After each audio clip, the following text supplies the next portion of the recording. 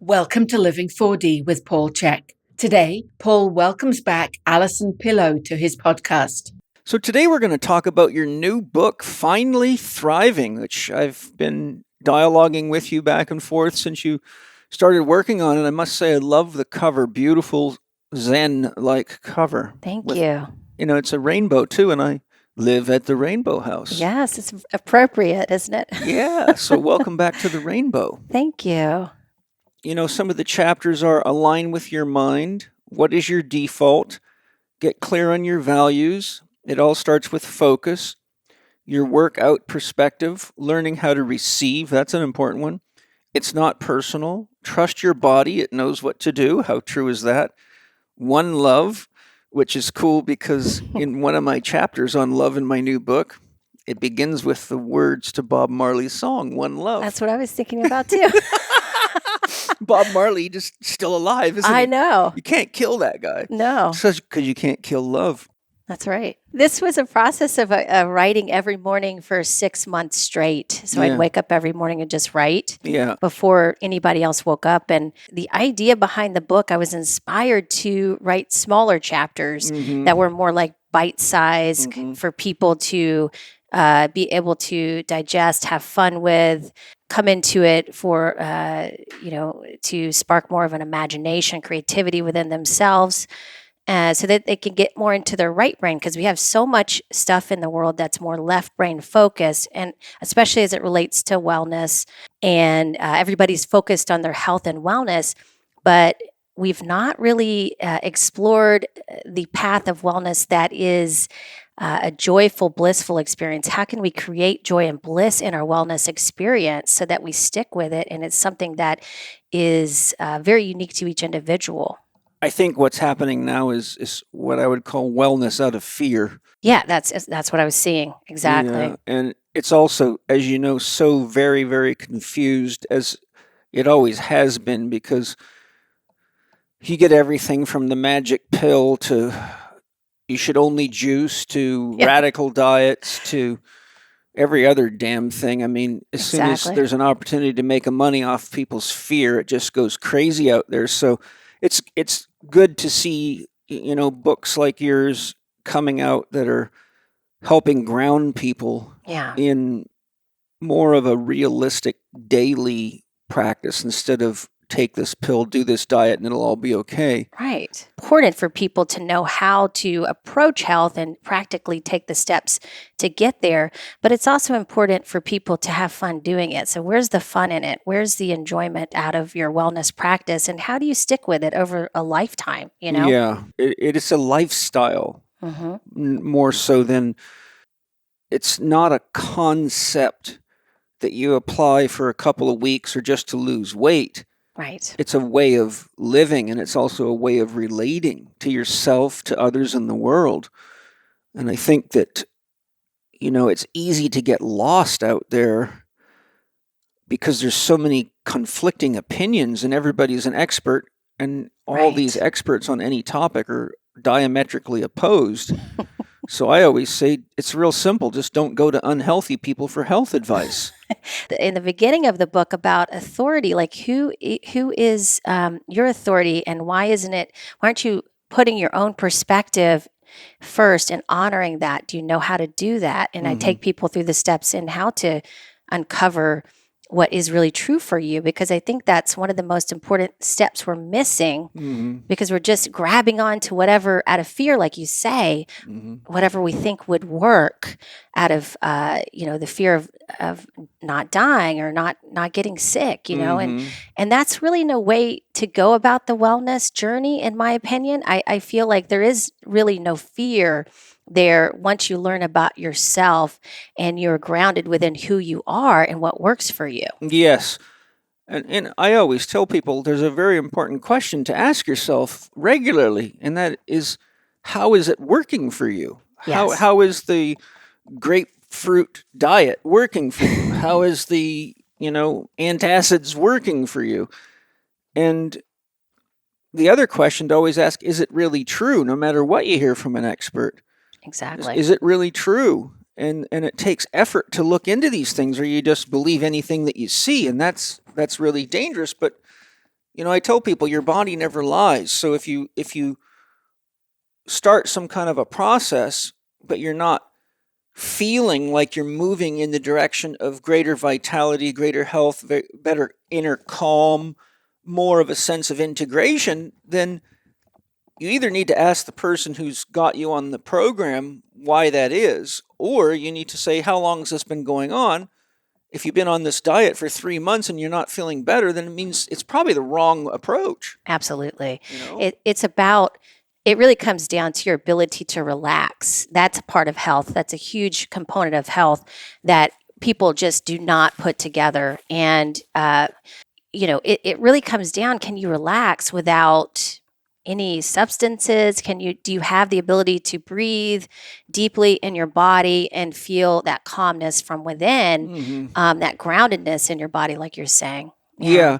And I don't have anything wrong with substances. I mean, here we are smoking tobacco and herbs.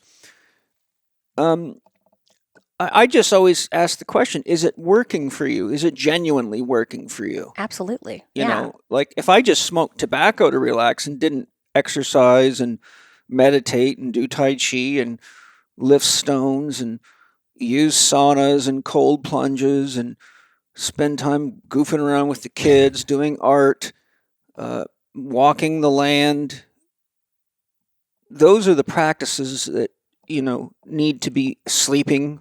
Those are the practices that have to be put into play, or any kind of a substance really becomes a crutch, and Yes. it's never going to compensate for not having healthy foundation principles. Absolutely. Yeah, you taught me that well.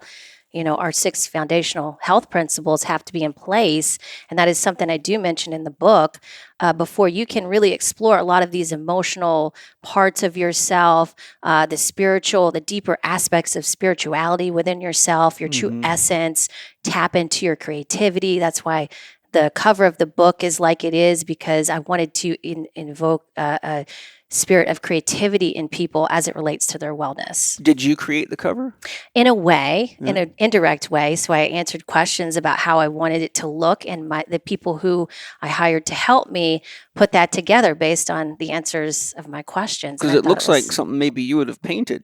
It could be in the future. Yeah, something like, absolutely. That is my style. It's funny that you say that. I haven't thought about that actually, but yeah, that definitely is my style. Yeah, it does reflect a part of me for sure.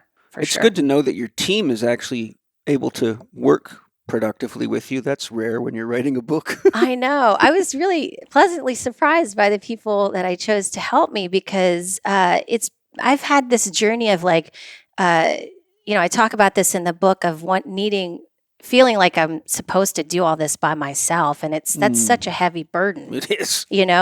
And what we don't realize many times is it's really receiving the support in your life is what makes the magic happen. And so when you can do that, then things just really open up, because they're creating a container for you of support so that you can have that creativity and express that through whatever you'd like to do. Yeah. Awesome. I've had to learn that. My midlife crisis came because I was just trying to do too much by myself, and also just burned out from nonstop traveling and outputting. But it doesn't matter if you can squat 1,000 pounds if you can't get along with your wife and kids. And I also say it's important to realize that nothing meaningful in the world can ever be done by one person. Right. So you ultimately have to develop your relationship skills and find people that have harmony and values, or you'll never get anything meaningful done in your life. You'll just burn yourself out.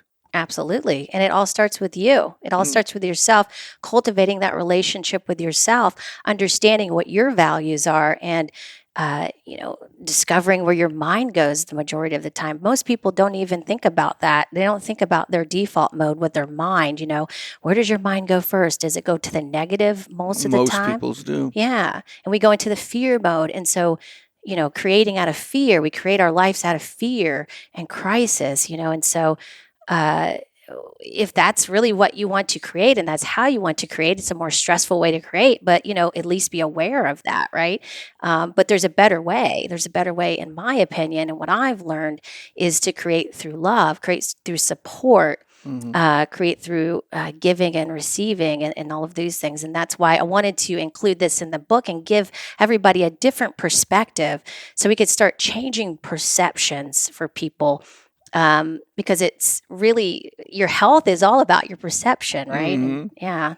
Coaching so many people and having thousands of students all over the world, you can imagine I get emails constantly from people in some kind of a crisis, but most of them aren't really a legitimate crisis. It's more of a crisis of projection. Yes. Projecting their fear onto it. And granted, when the world's in a kind of a situation like it's in right now, it's very easy to fall into that trap. So what I tell people, look, I say, can you breathe right now? Yes. Do you have food? Yes. Do you have water? Yes. Do you have shelter? Yes. Do you have warmth? Is anyone trying to harm you physically or attack you right now? No. Do you have people that love you in your life and that you're able to share love with? Yes. Then there's nothing to really worry about. Yes. If you have those needs met, food, water, safety, shelter, warmth, love, and relationship, then you have the essential needs. And if you allow yourself to fall into a fight or flight reaction, then whatever you create is not going to be creativity. It's going to be a reproduction of another habit or another idea that you've used in the past. Because when you get high stress, you go into your left brain hemisphere and it's only accessing your own narrative. It's not really going into anything novel. That requires the right hemisphere to access the wholeness of a situation or what's possible. And so Absolutely. Yeah. the paradox, and as a martial artist, you learn, all the great martial artists tell you need to stay parasympathetic, not go sympathetic, because if you get triggered, then you fall back into habit patterns, then your opponent can pick up the repeated patterns and knows how to surprise you because you're predictable. Right. So it's better to really just ground yourself. Arnold Patton says, never do anything out of need or obligation. If the need arises, lay on the floor until the feeling of need or obligation or duty passes, and only get up when you can do it out of love. So I think if we feel stressed or we feel pressured or we're doing things out of what seems to be need or obligation, but our heart's not in it, then it's really better just to lay on the floor. Yes. And wait until the urge to do it out of duty or obligation or fear passes, so that when you get up, you're able to say, okay, I'm at least brave enough to take time to breathe and let the earth carry the weight of my body and center myself. Absolutely. It's really the difference between responding and reacting, right? Yes. Yeah. Yeah, it comes down to that. And so we react a lot of times when we are afraid of something or we've had a past experience that we're still experiencing. It's a book on the shelf. It's part of our subconscious that's still running the show behind the scenes. And if we're not aware of those things, then they just keep participating in our reactions to life. And when we can actually respond, that's when we are in a mode of creativity. We can actually enjoy our life. We can respond from a grounded place and make proper decisions for ourselves because we're in our body and we know who we are. We know what we want. We know what our values are. And then that's when you can kind of let your creative fly there. But until that happens, it's hard to contain that, right? Mm-hmm. And the other thing too is the world's always, someone's always screwing somebody. Somebody's always starting a war. There's always criminals called government and corporations, the drug industry, the medical industry, the military industrial complex, the energy industry, and the list just goes on. The banking industry, the food industry, it doesn't matter which way you go. There's always scandals going on. So at the end of the day, you have to say, okay, this is the nature of large numbers of human beings interacting with each other. Right. They're just like little snotty-nosed kids that are fighting with their favorite weapons and not really having much depth of foresight. So I think what this whole pandemic has done is it's made us realize that it's gotten out of hand to the point where now our constitutional rights, our freedoms, our civil liberties and everything is really under serious threat worldwide. And the reason I bring that up is the only way we're going to get through a situation like this is that if we genuinely connect to each other and start thinking globally and thinking together and creating a group mind. But it all begins with getting clear on what our values are that we all need together.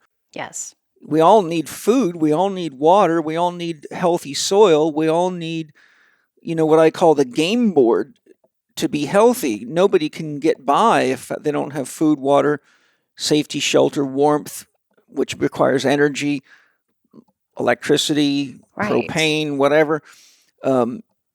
We could have free energies, but the point is that if we don't start listening to each other, not necessarily whether you're anti or pro-vax or those kind of polarized things, but really underneath all that is both of those camps want safety and security. Yes. Some just believe that it comes by way of a vaccination. Others believe that it comes by way of taking care of yourself, and that if you don't take care of yourself, then it's just another endless string of drugs and vaccinations. But at the core of that is that they're both seeking safety. Yes. Yes. So I think we all need to really look at the issues on the table and say, okay, how do we actually create safety regardless of differences of opinion about sex, about skin color, about religious affiliations, about medical ideas. But if we really address the issues that create safety for everybody, and those get met, then we actually have a position from which we're not so freaked out that we can start looking at the other issues collectively. But the reality of it is just to meet the issues of safety and security at the point we're at now, we are going to have to get together and we are going to have to be creative and we're going to have to work together for a common good or a dream that all of us can agree upon. Absolutely. That's 100% true. And much of what I talk about in my book is about how do you begin to bring together those parts of yourself that are conflicted. So, for example, when you hear somebody saying something you disagree with and it triggers you heavily, how do you, is that really something that is within you that needs to be resolved, or is it that person? So most of the times it's something within us that needs to be resolved. And so we can come to a deeper level of compassion for what's happening within us, or out and then outside of us. And so, that takes a lot of reflection, which people aren't really doing much of these days. We're mostly just reacting to what we see and out of fear, And so, I think it's very important for people to begin to learn how to reflect on their lives and then really ask the question, like you said earlier, is it true for you? Is this really true? And, you don't have to, nobody ever said we needed to agree with each other. Nobody ever said that. And I think the world would be quite boring if we all did. How can we get to a point in a place in our life where we can appreciate someone's viewpoint and perspective, even if it doesn't agree with you, even if it's something that isn't resonating with you? Wow, that's interesting. That person experiences life that way. Maybe I can ask a question and get curious about why they feel that way or why they're experiencing their life that way. There might be a whole story behind that. We don't even know. But if we make an assumption and we react to it in the moment and we get angry, that's also not really helping. there might be something within you that you need to get angry about or make a decision about in your life. And then therefore, then you can come up to the next level of compassion and empathy for that person. But maybe you're not there yet with that particular subject yet. So I'm seeing this happen all over. And again, like you're saying, with the safety, people feel safe sometimes when they are taken care of by the government or the medical community. That's what they've learned. Mm-hmm. But are they? But Are they really being taken my care of? challenge is to say, hey, well, what, ask yourself, is that really safety for you, and explore that within yourself, because for me, it's not. I've come to those conclusions. Like I've found safety from within my own perspective and how I view it, because I've learned a lot about it. So maybe there's some more learning that you need to do as it relates to that topic if you're curious about it. But I think first we have to get curious. Yes. As you can imagine, I've worked with many clients that want to get fitter, healthier, and recover from injuries. But it's not uncommon for them to tell me that they don't have a lot of time to work out. I'm sure you all know exactly what I'm talking about. You might wonder, well, how do I help them? For those clients, I've created my Big Bang approach to exercise. Big Bang workouts enable you to get the most from your workout in the least amount of time because they use numerous biomotor abilities and planes of movement all at once. If you want to get the most out of your workouts, Big Bang exercises are the way to go, particularly if you need to get a lot of work done in a short time, as is so often the case for many busy people today. I've written a quick ebook to show you exactly how to do that. It's called Paul Chek's Big Bang Workouts, and it's available to you for free. I'll teach you exactly what makes an exercise a Big Bang exercise, show you a number of my favorite Big Bang exercises, and teach you some basic program design principles so you know how to fit them into your workouts properly, or use Big Bang exercise as a concept to create short, powerful workouts. To get your copy of the ebook, go to chekinstitute.com/Big Bang. And remember, that's CHEK institute.com/Big Bang. Enjoy your free Paul Chek's Big Bang Workout ebook.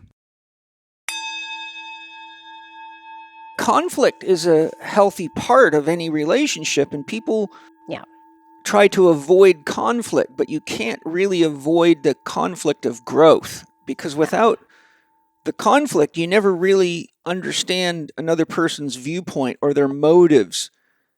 And a lot of the issues that we're either avoiding or censoring, which is extremely dangerous. Yeah. As soon as you start censoring, it means I'm not interested in your opinion.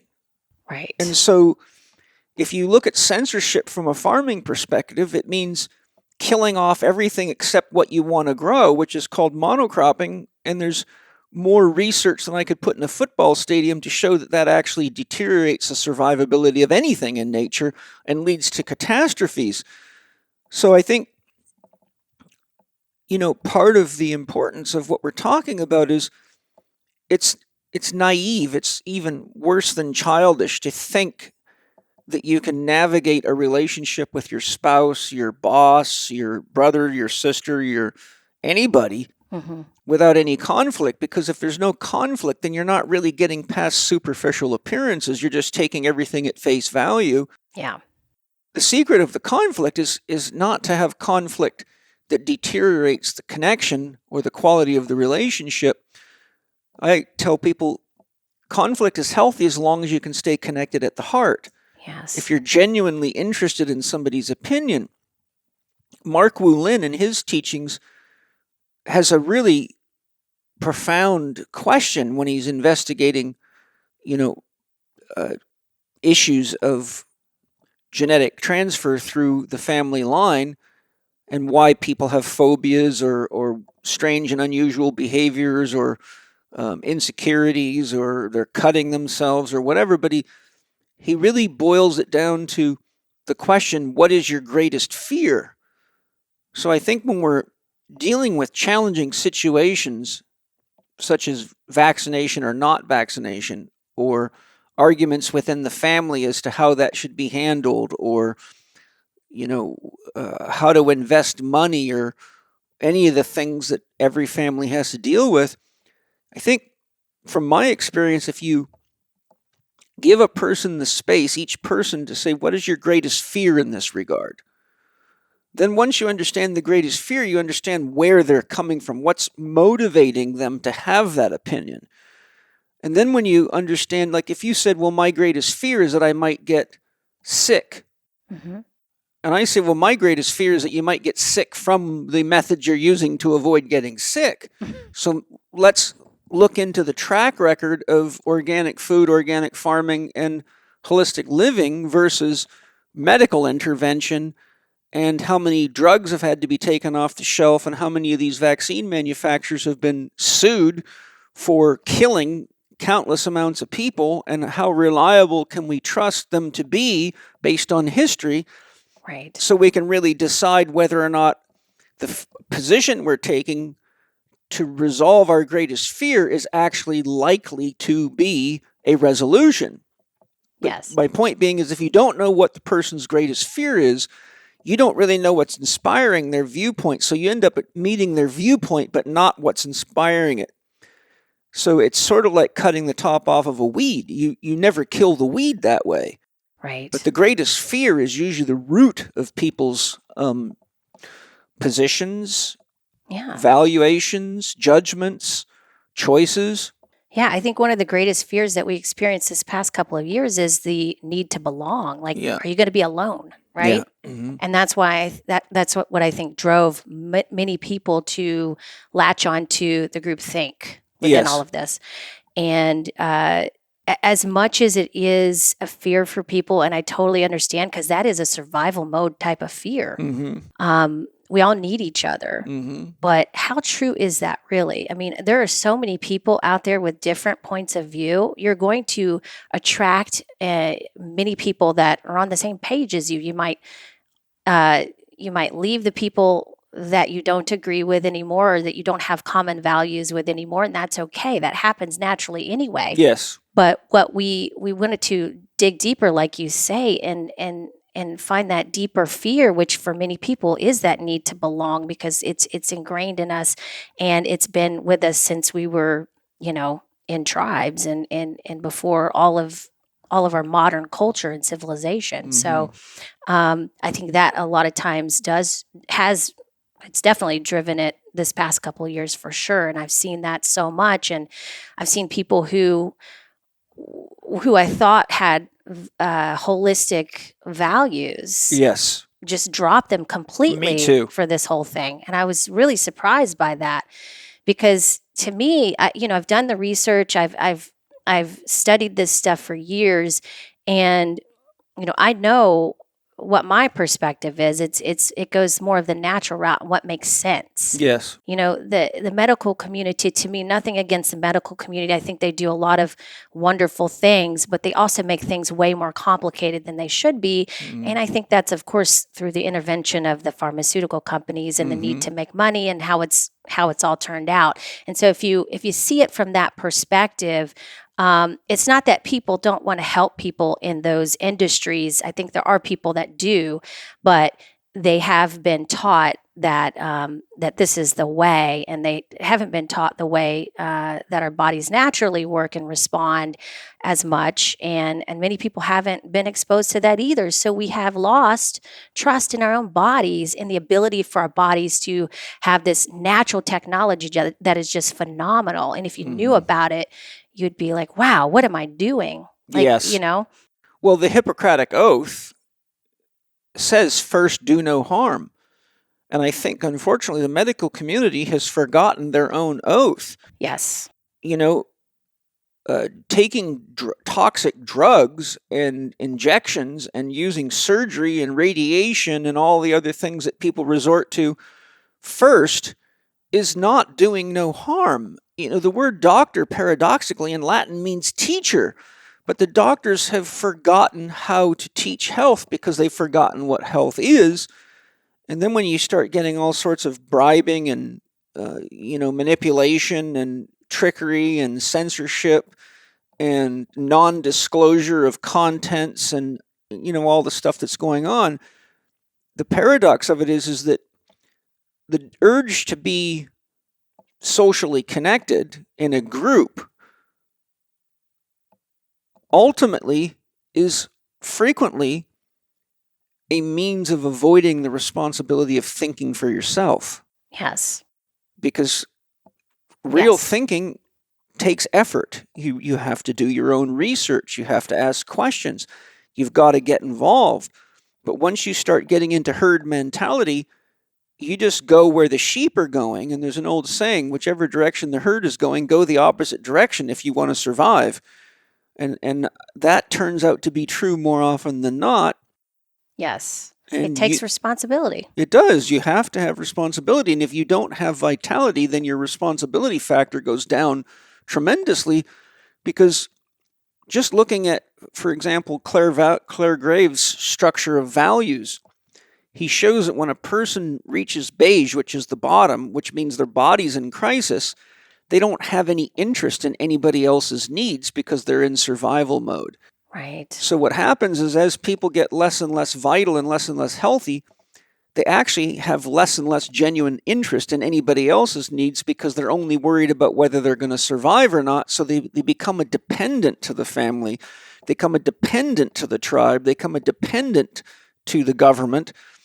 And interestingly, having watched videos by Klaus Schwab and some of his well-groomed... He discloses it all with what he says. I mean, I don't know how people don't see. He's telling you what he wants to do. Well, he's telling you that your life is over. And, yeah. But I've seen a number of interviews, especially with Robert Fulmich, the German lawyer. He's a California citizen, native, but he's a German lawyer for the government. He's running the German COVID investigation, and they're going after Bill Gates and everybody else. They actually started the lawsuit a couple of weeks ago. It's the biggest lawsuit in history. Wow. And, India has charged Bill Gates for crimes against humanity, and they're after him. I guess what I'm really trying to point to here is that one of their tactics is to divide and conquer, and people are falling for it. Mm-hmm. What our greatest fear should all be the same. Our greatest fear is there's people in the world that have enough money, enough power to completely take over the governments, the medical system, lock your bank accounts, make your life miserable, and do what they've done in Australia, New Zealand, Canada, Austria, and they're doing their best to do it here. And so we all have one common goal together, and that is freedom. Mm-hmm. And the other common goal we have is to maintain our constitutional rights, but we can't do the work of changing how things are going if we're not healthy as individuals, because we're stuck at the bottom of Claire Graves' values tree, and all we can think of is our own immediate survival, which is exactly what they want you to do, because you're very, very predictable when you're like that. You're very needy, and you're not paying attention to what they're doing when they're moving the ball around while they're creating all these distractions. So I think a book like yours that teaches the principles of how do you actually live and have a relationship with yourself, so you can learn to trust your own inner compass, whether it be choosing foods, choosing which home to buy, which business deal to make, who to work for, who not to work for, right? Who to marry, who not to marry, who to vote for, etc. Absolutely. Without that in place, well, you're just a leaf blowing in the wind. Yeah, you're being dragged in all these different directions, you know? And it's so funny because when I thought it was a joke when he was giving health advice, when Bill Gates was giving health advice. Yes, Bill Gates. I was like, wow, people can't really take this seriously. This is crazy. And sure enough, people did. And I was left thinking, wow, like, what do we think health is? What do we think health looks like? These are not good role models for health. No, they're not living in integrity. Number one. Number two, they don't look healthy. All you have to do is just look at someone, look at their energy, read the energy in the room, and learn how to do that. And you'll soon find that you'll see the truth within that, that you don't have to listen to even what they're saying. Yeah. Many times don't listen to what they're saying, listen to what they're doing and the energy that they're putting out there. That'll give you all the information you need. But first, you have to start working on yourself and get within integrity with yourself first. Yeah. And so we have to bring ourselves back into wholeness before we can start really living with true discernment and being able to make good decisions for ourselves, I tell people a very good exercise to practice, especially when you're watching people like Bill Gates or Fauci or any of them, is turn the sound off and replay it and watch their eyes and their body language and ask the question, what are they really saying? Like if someone gave you a great movie, but somehow the soundtrack got erased and you couldn't get another copy of the movie, you could pretty much watch the movie and pick up what's going on just by watching the movie, because 55% of all communication is body language, not voice. Yes. So if you practice watching these guys from the perspective of not what they're saying, but what they're actually saying at a deeper level, most all of us are built in with the cues from the very beginning of our life with our mother to read faces and understand, is mommy happy? Is daddy happy? Am I in trouble? Are they telling me the truth? Kids sense very deeply when mom and dad are not telling the truth. They do. But here we have a bunch of adults in the world that can't tell the difference between being lied to and having the truth told to them, and it gets them in a lot of trouble. Yes. And I think that simply watching the body language is one part, but everybody has to understand you'll never recognize the truth until you're telling yourself the truth. Am I happy? Right. Am I healthy? Am I whole? Am I managing my own relationships? Am I first doing no harm to myself, or am I running off for drugs and injections and surgeries because I'm too lazy to go to a different aisle in the grocery store and buy real food instead of cheap crap? Yeah. So it really boils down to responsibility for ourselves. Absolutely. You have to start there. And, if you can't find a role model, a good role model, be the role model that you want to see in the world. It's just, we have to get to a place where we can first become responsible, get in line with ourselves, and then we can truly live with integrity. If you can do that, then you can start to see everything you need to see in the world, through integrating everything, through feeling the energy. I talk about this in the book. Like, rarely do we. This is the first time I learned about feeling energy was really from you in the fitness industry. No one was talking about that, and I really didn't understand that concept until it started really to integrate over the years. And I was like, oh, I can direct the energy in my body. I can direct this energy. Mm-hmm. And it follows thought. Yes, Simple right. rule. But yet a lot of people stay here in their heads with that, and it gets stuck, and then it gets congested and crowded. Mm-hmm. They don't know how to move it through into the heart and into the rest of the or body. even the gut. Into the gut, right? Exactly. And so we're left with all these energy centers that are very depleted, and then we're thinking in circles and continually thinking around in circles, and it's bringing us into a state of anxiety. Yes. Yeah. And so Marshall Rosenberg, the founder of Nonviolent Communication, has a very simple statement that's very true. The head is a very dangerous place to live. I believe that. Yeah. It's too true. Yeah. Hi, everybody. I hope you're enjoying the show as much as I am. I love my guests, and I love you enough to tell you about Symbiotica's new amazing product called NMN.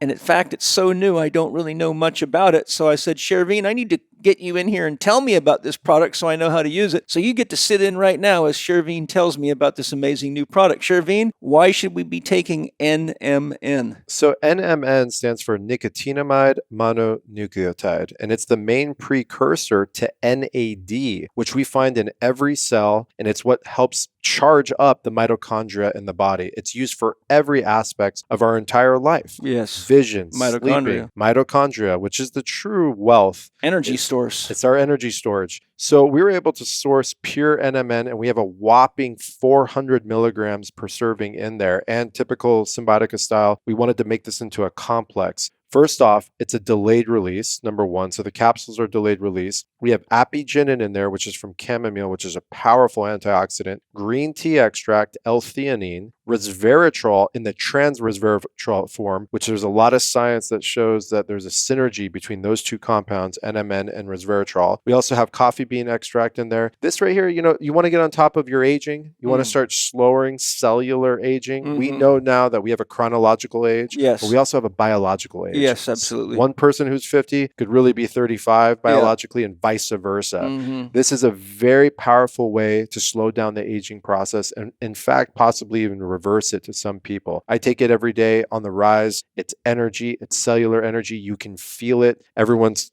coming out with their testimonials saying, wow, they've never felt energy like this. They've stopped drinking coffee and using stimulants. It's powerful stuff, man. So if I enjoy my coffee, is it going to make me want to stop? No, it'll actually balance your coffee. I probably won't need as much. Probably not. Fortunately, for I only do one shot a day. That's my absolute limit. So it's great to know that there's a product out there. Particularly, I love the concept of a natural stimulation for the mitochondria, because a lot of people, the number one reason for physician visits worldwide is fatigue. Absolutely. Chronic fatigue syndrome, which could be thousands of things. Yes. And it's probably just an overrun immune system and cellular de-integrity. Yeah, and a lack of just nutritional variety and quality nutrition, which is what I love about all your products. They're all organic, and they come from healthy soils, and they're all formulated extremely well. And I use them all, and I love them, and I'm excited to try this one, because at 60 years of age, I could use a little mitochondrial boost so I can keep up with my kids and my dogs. We're going to get you to about 28, 29 years young. Yeah. After a couple of rounds of this. Cool. Well, I'm already there biologically, so you got to get right. me even younger than that. Okay, we'll go for 18. Yeah, I love it. All right, well, there you go. If you want your NMN and some anti-aging and an energy boost and some several other health benefits, give it a try. You can't do anything but get younger and feel better. So go to symbiotica.com, symbiotika.com. And as a Living 4D listener and partner in making the world a better place, I've arranged for you to have a 15% discount on NMN, little tongue twister there. That's right. NMN. And you can use that 15% discount on any of Symbiotica's amazing products. The formula will help you pronounce it a lot better, too. Oh, good. Well, that's the sign I needed. If you can't say NMN 3 times quickly, you need the product. I think we're all stuck with M&Ms. Yeah. Right?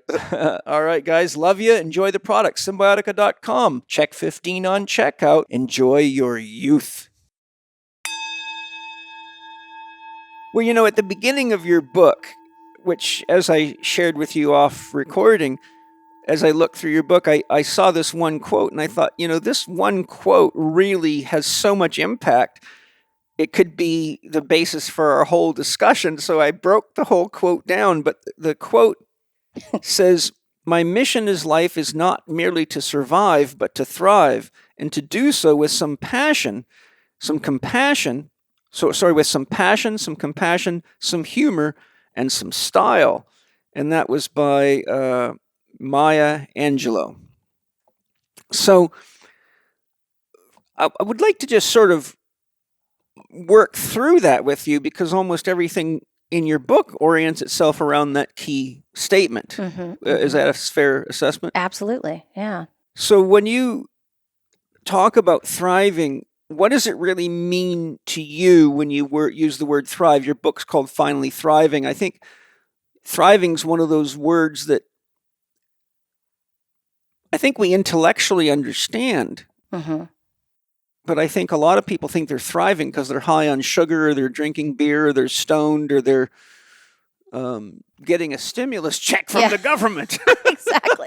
Well, that was my point exactly, because I was hearing the word thriving being thrown around for years, and I even debated putting that as a title, because I'm like, this has been overly used as like holistic. Do people really know what it means to thrive? They may think that they do, but it's a whole nother thing to experience it.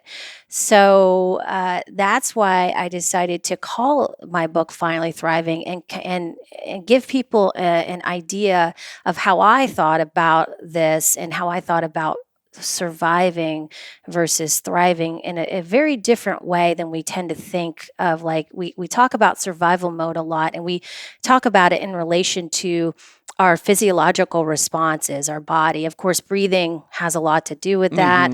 If you're not sure you're in survival mode, check in with your breathing. It'll give you all the information you need to know. Of course, if you're up in your chest, you're probably in survival mode. If you're mouth breathing all the time, Or you're not breathing. Right? So, bring it slow and low and see how that feels for you. And then you can start to feel your body. You can start to integrate your feelings more so. A lot of times we're in survival mode because we don't want to feel our feelings. We're scared to feel our feelings. And so we're putting those off because we're making ourselves busy. We're hustling. We're striving because we felt like that's what we're supposed to do. We've been taught that's what we're here to do. We're here to, we're here to make ourselves matter. We may be doing it out of the need to gain our parents' approval still, or whatever it is. So my goal was to help people become aware of those motives in their lives, what was driving the car, and really get deeper into that and discover if they were living out of a sense of obligation or if they were really living for themselves. Yes. And it may sound selfish to hear someone say living for yourself, but really you do have to begin to know what it feels like to take care of yourself, be responsible for yourself, start to enjoy prioritizing time with yourself so you get to know like who you are, what your essence is, what kind of energy are you bringing to the table when you walk into a room? Are you being pulled down with all the negativity, or when you walk into the room, are you the one that lights everybody up, and is it creating inspiration in other people who just sit in the room with you? That's the thing, like which kind of person do you want to be? And so I thought that was more of an example, being yourself and just being okay with that and being excited to be you and that personal expression of who you are. To me, getting to that place is thriving, and then you're able to enjoy life. You're able to appreciate life no matter what the world is doing. It shouldn't even matter. Really, it's how you show up. You may remember from being in class with me, I teach people I before we always. I do remember that, yeah. And a lot of people with Christian programming or religious programming get a bit fiery about that. Well, what about when so-and-so's sick? Or what about my responsibility to my children? Or whatever. I say, yes. And why are you in this classroom right now? Because you have problems you haven't been able to solve, and you finally came to the realization you're going to have to take responsibility for it yourself. Yes. And so, the way I approach that is I say you can't give what you don't have. Right. And all you can do is go more and more into a state of depletion. And the problem is that when you give things to people that you think you're supposed to do out of sacrifice, you get to the point where you begin to resent the very people that you love. Yes. And then you're on a very slippery downhill slope to a place that leads to first anxiety, then depression, and eventually suicide if you don't get clear on the importance of taking care of yourself. And I also see, look, there's always a crisis that comes our way in life at some point, if not at multiple points. I've been through many myself. I'm sure you have too. Deaths in the family, stock market crashes, big business losses, financial stress. If you enter into a crisis with no resources, then you just become part of the crisis. Right. So if you devote yourself to giving yourself what your values, at least for what is happy making, how much movement do I need, what's the best food and quality of food and combination of food, and how much rest do I need each day, those 4 doctor basics. Then if you need to take care of your sick mother or, loan money to somebody that you can't afford to loan, but it's important to you to support them, and so you're going to have to work extra to compensate. Yes. Or whatever sacrifice you got to make, at least you have some reserves. Right, exactly. If you always giving yourself away, that's what I call externalizing the self. It typically means that you're gaining a sense of value and identity by what you're doing for other people. Yes. But in the process, you're not really acknowledging who you are or what you need. So the more you get validation from others by sacrificing yourself to them, the less and less of you there is left, and you end up in a crisis state because there's just nothing to give anymore. So true. And Many now you people fall into that. now you got more than one sick person to deal with. Exactly. Yeah. And then you get to play the victim too, and Yeah. and so so many people fall into that trap because this is what's been passed down from generation to generation. Many families teach their kids like, oh yeah, because they are role models. So this is the point I wanted to bring up about that is parents are the best example. Parents, obviously, we do have to take care of our kids. There is time to be made and set aside for kids, and it does change your life pattern for sure in many wonderful ways.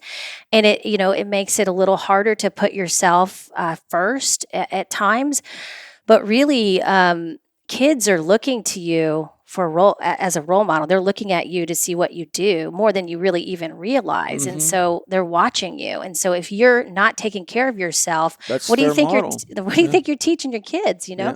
So that's a great way to look at it too, because I had somebody ask me that question the other day about, what about like parents and obviously that, you're not going to really be able to take, the time for yourself to prioritize yourself all the time. But, obviously you're not going to be able to do it as well as somebody who doesn't have kids, but you can still do it and you can still ask for support and That's it. and so that's the thing is like, we can't do it all ourselves. We can't do anything all by ourselves, really. That's why, you're a giver. I've been a giver for many years, and I experienced the pitfalls of giving too much of myself and depleting myself, and then feeling like, oh, it was just all about, my identity is based on what I do, and that's a sucky way to be, because then you're not really honoring who you are, because who you are is going to change depending on the expression you want to express in that very moment. So if you haven't explored yourself that way, then you're going to have a hard time with that flexibility and that flow in life, right? And you're going to identify yourself solely by what you are doing. So if you can begin to practice even just prioritizing some time for yourself every day, that's going to be key for really coming to a better place with that, and not thinking of it as sacrificing, like we have to sacrifice ourselves to be important in society or belong in a society. We don't have to do any of that. All you have to do is just be you, show up as you, bring yourself to the table. And that's really it. My sister went through a major health crisis this past year. She had a near-death experience, Wow. and she's a young mom. And I won't give too many details about what she went through because out of respect for our family. But she has a young son who's 6, and it takes a lot of time. It's hard for her to give time to herself, and she has put her creative self on the back burner for many years. And she just discovered after this near-death experience that she can begin to tap into that part of herself again through these nature projects that she started. She's started doing these nature mandalas, where she takes things from nature's flowers and all kinds of things, and she just builds these beautiful mandalas and then takes pictures of them. And so she has her son do it with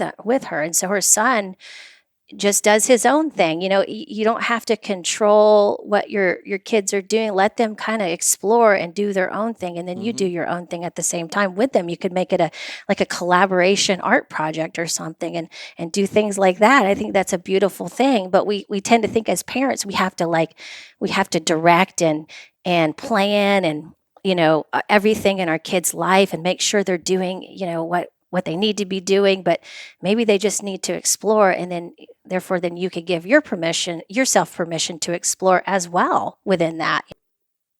I went out to make mine, and Mona and Zoe showed up and said, well, can we make it with you? And so, of course, I had already had this plan, but I thought, yeah, let's go. Right. So we went out there, and, I started it, and they added their flowers and pine cones. And Oh, that's great. And by the time it got done, it looked completely different than anything it actually looked more like we were preparing to start a bonfire because Mona wanted to make in the middle was a stone, like a little tiny 2-rock stack tower. Oh, yeah. And so he took sticks and he brought them from all different angles like a bicycle wheel. And then we decorated it with flowers and pine cones, and we walked around looking for crystals in the ground. And Oh, that's great. And so the point is that, it was nothing at all like I wanted to create. Yeah. But what was fun for me was my kids are learning to be creative and to let go of having it to have to turn out a certain way and just have some spontaneity. And these kinds of things are really fun. But going back to what you said earlier regarding your sister and also regarding people, is when you get your sense of identity from what you give to others and all of a sudden you can't do it, you can have one hell of a crisis. Yes, definitely. Because you don't know who you are. Yeah, that's happened to me multiple times. Yeah. It happened to me too when I hurt my neck really bad. Yeah. I was so crippled and so weak and in so much pain, I couldn't do anything, and I had no strength, so it was as though someone just took the manhood right the hell out of me. Yeah. And so I went from being a very strong, powerful person who's not afraid of anybody to thinking, God, if a 10-year-old put me in a headlock right now, it might snap my spinal cord.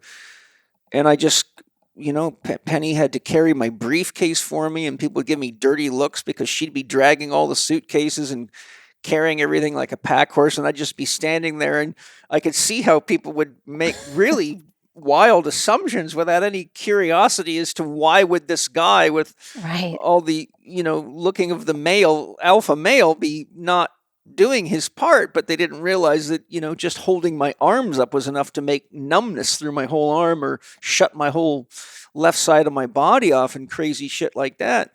So, it's sad that sometimes we don't really learn what we need to learn until we enter into a crisis, which is fine, but the secret is not to have to enter it into the same crisis twice. Yes, right. I know. Let's learn from it, right? Otherwise, my dad says, fool me once, shame on you. Fool me twice, shame on me, Yes. So, but it just seems that people in general, I was going to say our culture, but it's a worldwide problem. It's just crisis after crisis after crisis after crisis. Yes. Because people keep numbing and drugging and avoiding instead of really getting into it. Hi, everybody. I sure hope you're enjoying the podcast today. It's sad that most people are either in too much of a rush to prepare fresh organic greens, be they vegetables or green fruits like fresh green apples, and end up grazing on inferior foods, but it comes with a cost. Nutrient depletion, reduced capacity to handle stress, reduced immune resilience, and you age more rapidly. But Organifi comes to our aid again with an amazingly tasty, nutritious addition, their new crispy apple green juice. But it's more than just another apple drink. It's packed with your favorite adaptogens and superfoods. Some key features of Organifi's new crisp apple green juice are delicious taste from organic crisp apples, organic whole apple sources, hand-picked, including Golden Delicious from Washington, Northern Spy, Macintosh, Ida Red, and Empire from Ontario, Canada. The new crisp apple green juice is formulated with the highest quality ashwagandha at an effective dose of 600 milligrams for helping your body handle stress more effectively. And it's low sugar, only 2 grams per serving, but the taste is amazing for such a low sugar drink. Just add water, mix, and experience the joy of real food real fast. Go to Organifi.com, Organifi.com, and save 20% on Organifi products when you enter your Living 4D discount code, capital C, capital H, capital E, capital K, 20 during checkout. That's Chek 20 for your 20% discount on Organifi products during checkout. Enjoy Organifi's new crisp apple green juice. Before I move on, maybe you could just give us some of the key hallmarks of a person that's thriving. Like, what would I see so that I could acknowledge that that person's thriving over there? If I walk into a room, or I look at people in my family, or I'm on a sports team, you got a bunch of fit, sick people on sports teams. So, Yeah. What would you say to the audience are indicators of thriving? Yeah. So, I would say getting your 6 foundational health principles intact first. Get that foundation. We better tell them what those are. Yes. Nutrition, hydration, sleep. Those are your feminine. Right. Breathing, thinking, and movement are the masculine. So there's the yin and the yang of health. That's right. Health and thriving. Yes. That's something you're always going back to ground yourself, right? So from there, then you are learning how to navigate your emotional body, right? You're learning how to let emotions come through. You're feeling these emotions. It depends also on some people. Some people have trauma. They may not be ready to step into that pain. But this is something maybe we can start to think about working towards, and think about tools and therapy. We could ways that we can approach this so that we can start navigating our emotions and not be reacting to the world like more from a kind of what you did when you were a child, and you can start responding more as an adult who can, who's now, you're wearing the pants of an adult as it relates to your emotions, right? You're not trying to still fit into those small little pants when you're a kid. So that would be the next stage, I would say. And then, so you're getting your emotional needs met. You're meeting those yourself. And then you're also getting your spiritual needs met. You're doing that as well. So you're approaching your desires. You're approaching your, and I put wants as a different thing than desires, because wants sometimes can be confused with material things that we've been told that we want or suggested that we want. And that can be easily remedied by getting sometimes what you want and not being fulfilling. Then you're like, okay, well, maybe that wasn't really what I wanted. Maybe I desire to be seen. Maybe I desire to be heard. There's other deeper aspects of these wants that we have. And then, of course, our mind, right? Our mind is a wild stag, right? It's like it's crazy. We got to harness that energy of the mind and align it with our values, align it with what our desires are, what we want to create in the world. And so, the mind is actually an incredibly creative tool that you can use if you harness the energy of it. And so, that's one thing I've had to do through my life as well. So, I feel like those things, those are the indication of someone who is thriving. And then on top of that would be someone who can find joy in everything they do. They're just really just loving for the joy of loving. They're doing things out of the joy of it, not to actually get anything from it so much. I mean, you're appreciating people in your life, where you are in your life, the beauty in the world. This, to me, is a person who is thriving. So for me, I would say, if I just walked into a room and maybe was in there for a few minutes and I had the question, who in here is thriving? I would notice who's making direct eye contact with me when I'm talking, or who's making eye contact with whoever they're talking to. What's their posture like? Are they in their own skin? Yes. Do they have a sense of vitality and energy? Can they express themselves honestly and openly? Are they capable of engaging opposing opinions without losing connection to the person? Are they capable of effective problem solving? Is there a willingness to share? Right. And are they able to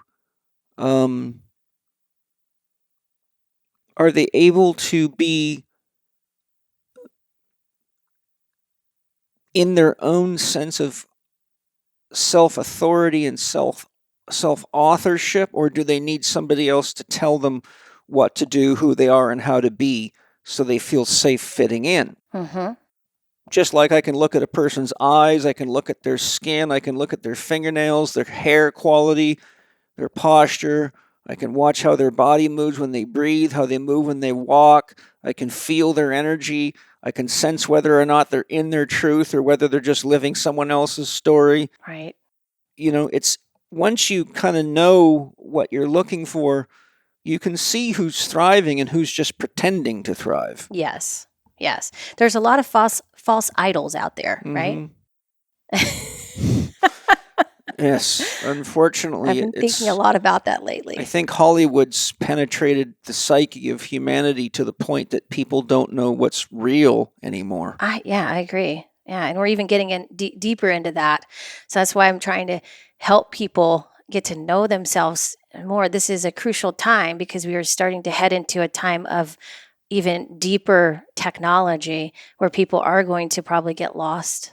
Or they are. Yeah. That's, what's going on in the world right now could only happen if people get lost enough to lose awareness of what is truly safety creating and what is an authentic need versus a want, and what is truth and what is reality. Yes. If you don't understand those basic things, you are a sitting duck. Yeah. And there's people with lots of money and ulterior motives that have plans for all of you and your money. Yeah, this is true. That's been happening for a long time. It's just now the rubber's hitting the road, right? Yeah, now they're just saying we're not going to hide behind the show anymore. We're going to actually tell you what we're going to do to you, and you're going to have nothing and love it. This reminds me of, I was listening to a podcast on the way out here. I was listening to one of Kyle Kingsbury's podcasts with David Icke interviewed him. Oh, yeah, good. Yes, I listened really to that one. It was very good. Yeah, and they took that down, by the way. They did? Yeah, they took that off of YouTube YouTube in less than 24 hours. Oh, geez. Well, he said something really powerful about what you, that definitely relates to what you just said, about how they really can no longer, it's like it only works for so long hiding it and going behind the scenes with what they're doing. They have to now disclose fully for things to come into the next phase of fruition the way they would like for things to come into. But like David Icke was talking about, which hit me because it was really funny. I was like, this is what my book's all about. Changing people's perception. Like it's all about perception. Mm-hmm. This virtual reality thing that they're talking about, putting people in. It's all about just changing your perception. You can do that right now. Yes. With your experience right now. You don't need a video game or any kind of virtual reality to experience that. Yes. Well, our mind is a virtual reality. Yes, exactly. Right? You can convince yourself that nobody loves you. You can convince yourself you'll never be successful. You'll always be broke, and the long, long list of other things. And you can step right into that puppet show and believe it. Right? That's why they say perception equals reality. Yes. But that doesn't mean reality as in the ultimate reality. It means the reality you're creating for yourself. So the problem that I'm driving at here is that when we have a virtual reality generator between our ears, and then we don virtual reality glasses, now we've got virtual reality to the power of the virtual, which means we're that much further removed from the truth of what is true and what is real, because we keep on playing games inside of games inside of games. Yes. And I imagine you saw the documentary Social Dilemma. I did, yeah. The problem is nobody knows what's true anymore. Yes. Or what reality is, not even Google. Yeah, that's mind-blowing right there. So when you, and interestingly, every one of those guys said they will not let their kids use social media because they know how dangerous it is. Yeah. So what I'm talking about is that the very people that created the technology that they're now trying to inject into our lives in every possible way are warning us that the result of that is that we now have so many virtual realities, nobody knows what reality is. Well, I'll tell you what that boils down to as ex-paratrooper, that is a compass without a needle. Yes, that's a great You analogy. have no way to know where north is. Therefore, you can never find your way home. Yeah. So if you get too far into all this silly stuff and all this living outside of meeting your own needs and having a relationship with your body and not paying attention to what you're eating, and if you don't have the effort to follow the money trail and you believe science is fact without seeing who's funding it, etc., Right. you're just taking the needle off your compass. And Yes. that's how you really get lost. And that's when things get really scary, really expensive, and really dangerous for you and everybody that loves you or everybody that you're responsible for. That is so true. And I also think that we are shifting into a different reality as well. That's the other side of it. Like energetically, we are shifting into a more etheric reality in some ways. So we're really learning how to use the power of the mind to not only create our reality, but also bring that in with the heart. So the thing for people, the game to play, I suppose, is to learn how to connect the head with the heart, the higher heart. And so you can live in integrity and in a life that you really do want to live. But many people don't realize, even though people, ascended masters have been talking about this for forever, about how you create your own reality. Yeah. Right? It's pretty simple. But yet, do we actually integrate that? Do we practice that on a daily basis? Do we use our words to create our reality intentionally? Mm-hmm. And so many people do not. And that's why I wanted to bring this book into fruition, because I felt like people just need to know the basics right now. No, nothing too complicated, but also something that's pretty fun. So you could just start by just exploring what's in your head 90% of the time. What are you saying to yourself? You don't need a television. No, you don't. Or a movie theater. You got literally IMAX. Yes, that's right. And I mean Yes, Max. You don't have to go there. that's right. This is 4D. Living 4D. Hopefully you got your foundation principles and your compass bearings intact right there, because hey, if you can't handle the theater in your head. But, when it comes to connecting the head to the heart, that's the toughest journey. Most spiritual teachers say the longest journey you'll ever take is from your head to your heart, because it is a transition. But being a practical man, people have often said to me, how do you do that? I'm going to give you a very simple tool for connecting your head to your heart, but you have to be brave enough to do it. Because what you're going to find is that you have ego conflicts every step of the way, because the ego is all about controlling and trying to reassure that everything's going to be just the same tomorrow as it was today, or better. Right. And that's just childish. So the question is, whenever you're facing a challenge or an argument or a big decision, or whether you should get vaccinated or whether you should buy this or give this job up, or like many people, like probably 5 or 6 people in my class that I had this weekend walked off their jobs and had to go to complete career changes or go into financial stress to try to figure out how to manage themselves, because they absolutely refused to get vaccinated. And if they didn't, they lost their job. Yes. So at least 5 of them said, I'm leaving. I will rather risk figuring out how to make a living another way than throw a wild card on the table that's that wild. So the point that I'm making is that when you're facing these situations, if you really want to practice getting into your heart, just ask this question: what would love do now? Yes. Because now you can't answer that from your head. Right. Love is not an intellectual process. Yeah. Love is totally not only feeling based, but interrelational. First, you have to relate to yourself. You've got to come down into yourself and say, how do I love myself? Yes. How do I respect myself? How do I care for myself? How do I nurture myself? Do I just listen to the voices in my head and trust that they're all true? Or do I go deep enough to find the core of me, the soul of me? And you can always tell when you're listening to the soul, because it's unconditional love. It doesn't lead you into more shame, blame, judgment, guilt. That's the superego. That's Freud's superego that does that. That's your mom and dad trapped in your head. Yeah.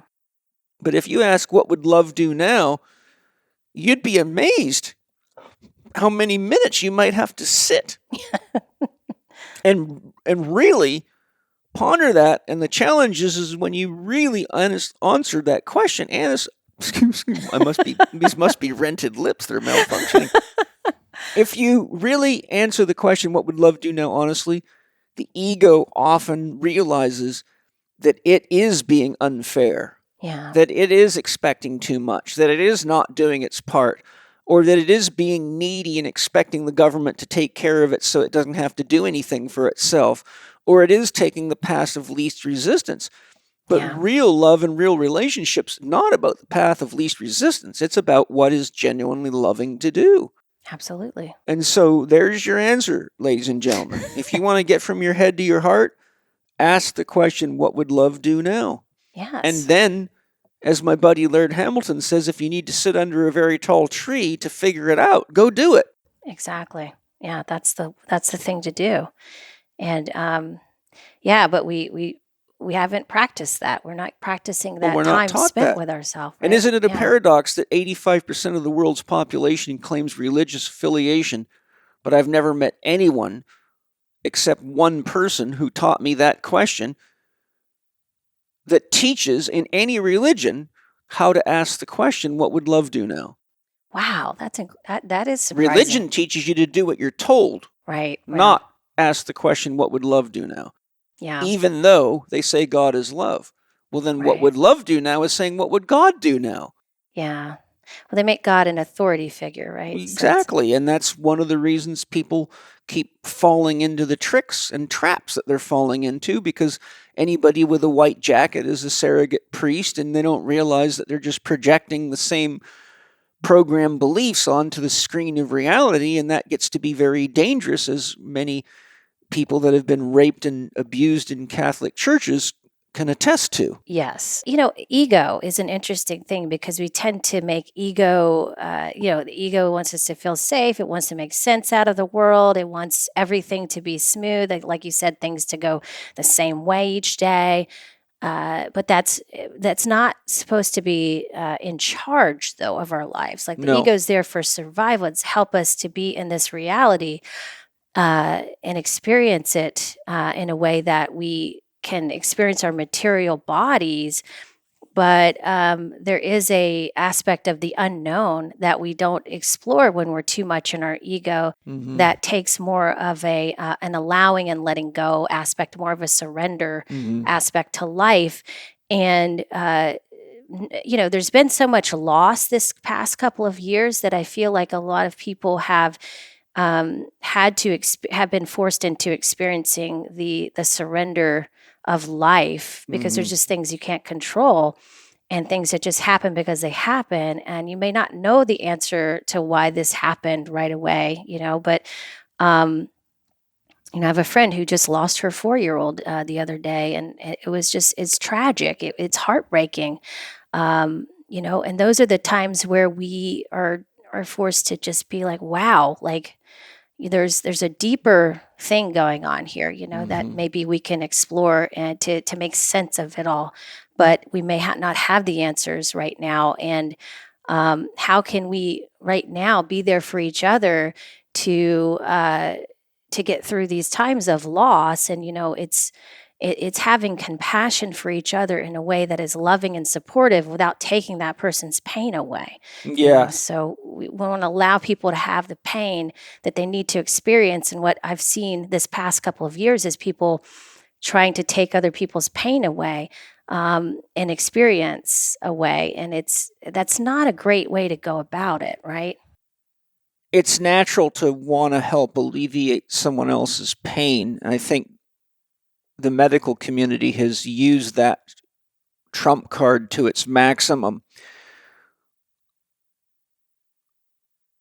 But I talk about the pain teacher regularly, and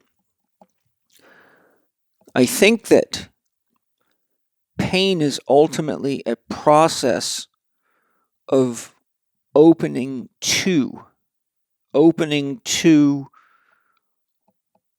a lot of things. I mean, it's a real, like when you lose your 4-year-old, Yeah. It's opening to acceptance of sadness and grief as a reality of a process that you got to go through. You can't medicate the kind of pain that comes from losing a child. No. There's just no way. And I think that part of it is that the ego is afraid to open, because when you open, you have to let go of control. And oftentimes pain is there because we have tried to control more than we can control, because we don't have enough depth of understanding to know what it is that we're trying to control.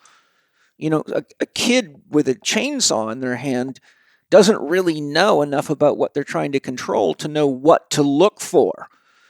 So when we're in pain, sometimes we have to, as the alchemists say, we have to cook in it a little bit. We have to be present with it fully so that we can see what's truly involved that led to the creation of the pain, and therefore can ultimately help us find the resolution to the pain. But there are certain things that you cannot get the answers to by thinking about them. Right. You have to literally allow them to move through you. When my brother committed suicide, no amount of thinking about it or blaming my father for it or blaming it on drugs took the pain away. Ultimately, I had to just surrender to the fact that life is often more complicated than any of us can really truly understand, and that sometimes we just have to let go and trust that the pain is teaching us something valuable. And if it's the pain of the loss of a child like that, there's not even space to say, what am I learning from this? Because the pain is too deep. At that point, it's really, it's all you can do is wait for the voice of God and love to talk to you, because there is no other voice that one can get soothed by at that point. Yes, I agree. And that's really what surrender is about. You know, sometimes we're brought into experiences of complete surrender, and that's when the ego realizes it has nothing to offer. Yeah. Yes, that's it. Exactly it. That's right. So I think sometimes, you know, this is why there's that beautiful saying, I don't know who it came from, but you probably would recognize it right away. God, give me the strength to change what I can and the wisdom to know what I can't.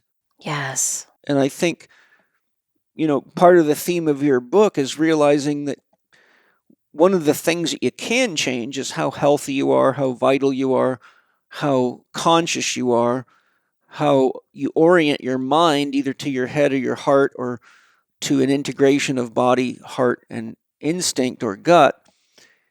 And that gives you the agency to do your part to make the changes with the things that you can. Exactly. But if you don't do that, then you end up finding yourself in a crisis where it's you dying because your child of self has been negated.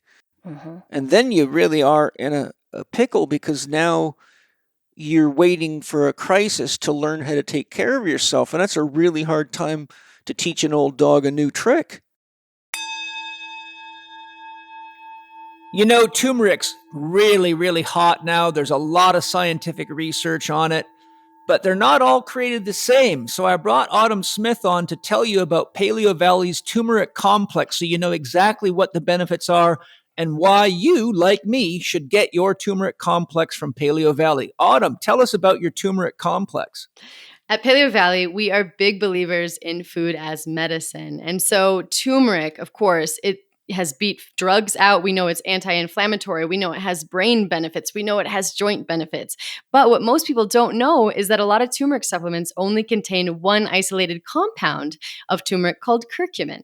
And so what we did instead was create a complex. We added organic turmeric, and then ginger and rosemary and clove, which were some of the most DNA protective spices studied. And we created a complex. We added organic coconut powder and pepper for absorption. And so we've created a really high quality, highly bioavailable turmeric complex that will hopefully help you to feel your best. And all you have to do to check it out is go to paleovalley.com. That's PALEOVALLEY.com. And you can use the code CHEK15, that's lowercase CHEK 15, to save 15%. Allison, the next word out of that powerful quote that's really also very much part of your book is passion. And it's certainly a lovely word, but passion can also be a distraction, and it can be a product of living one's dream. But people feel passion in the throes of addiction, or while having a love affair that ultimately might ruin their marriage and leave their family broken. So what advice do you have for people to help them discern healthy from unhealthy passion or passions?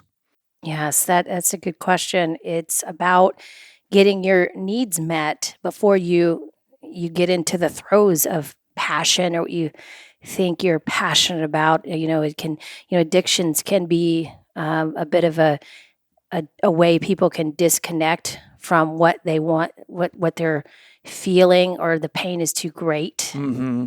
And so I would say passion to me is yes, it can be both negative and positive depending on a person's perspective and how they're experiencing it.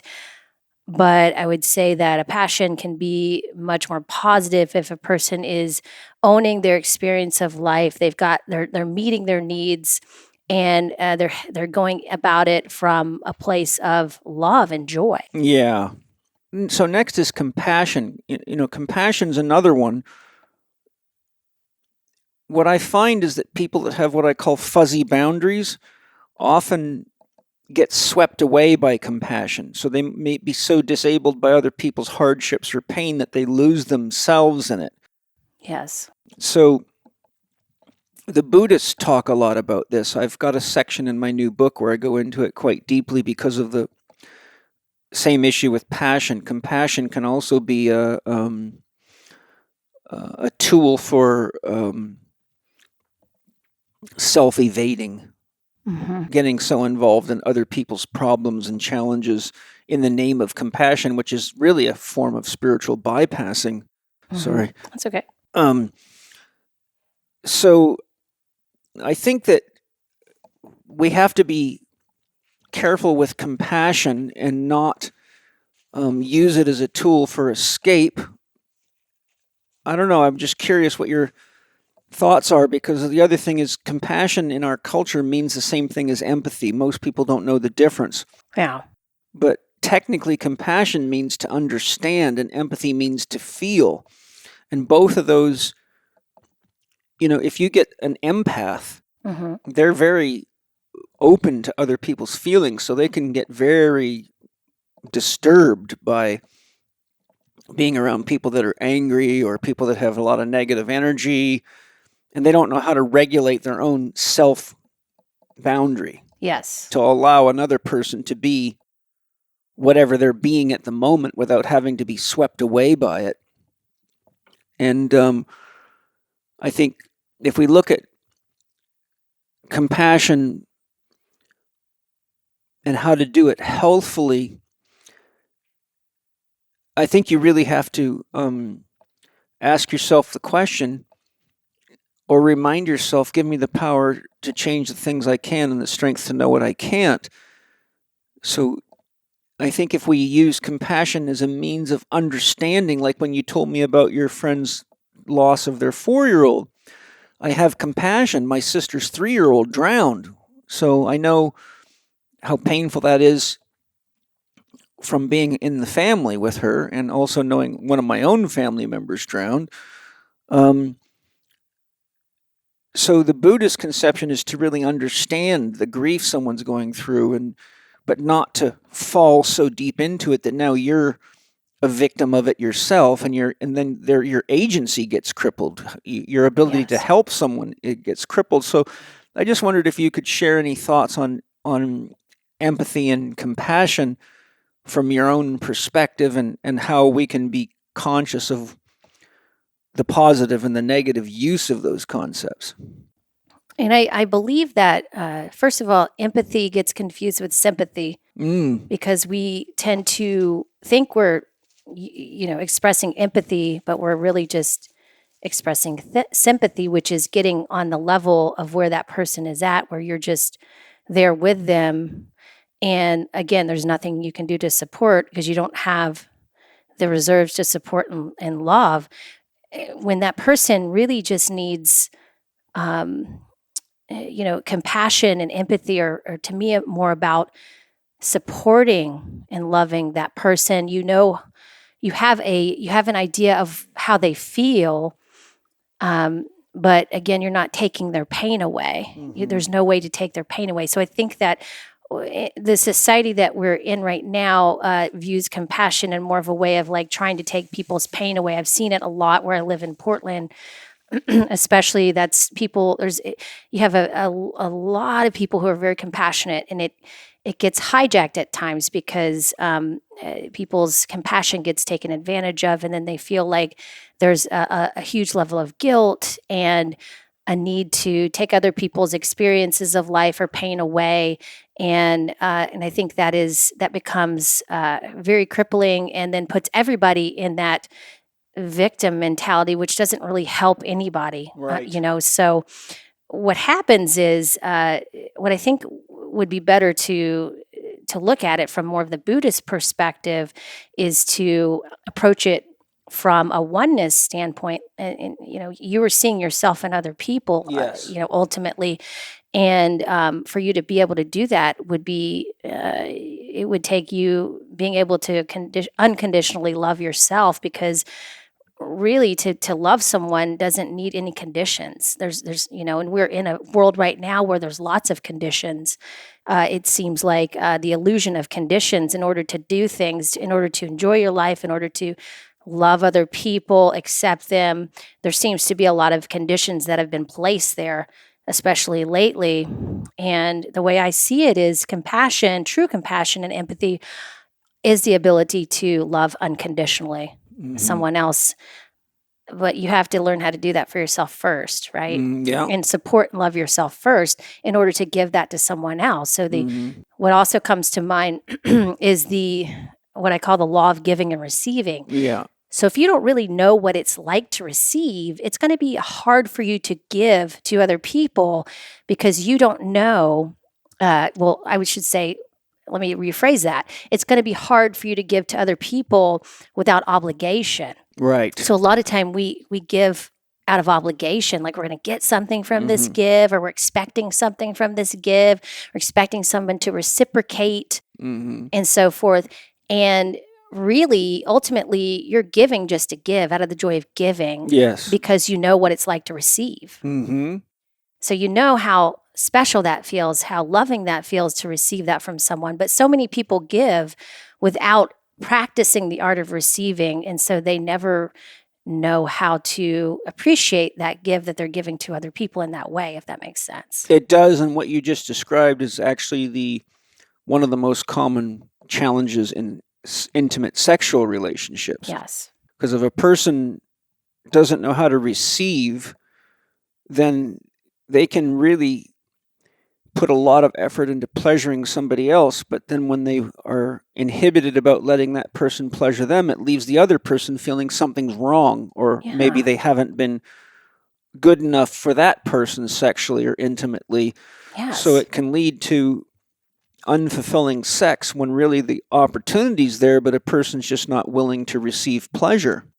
Yeah, we forget that when you receive a gift from someone, they're actually getting a lot from that as well.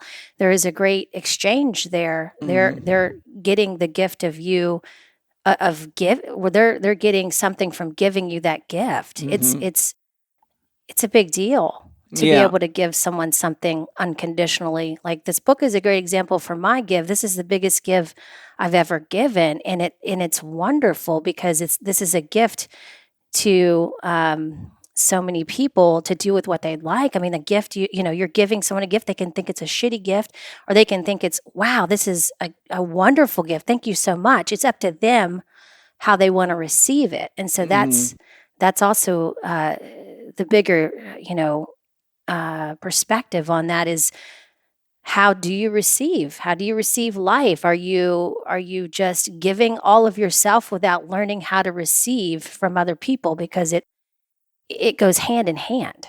I had an experience one time. I did a painting for my brother as a gift, and I thought he'd really like it.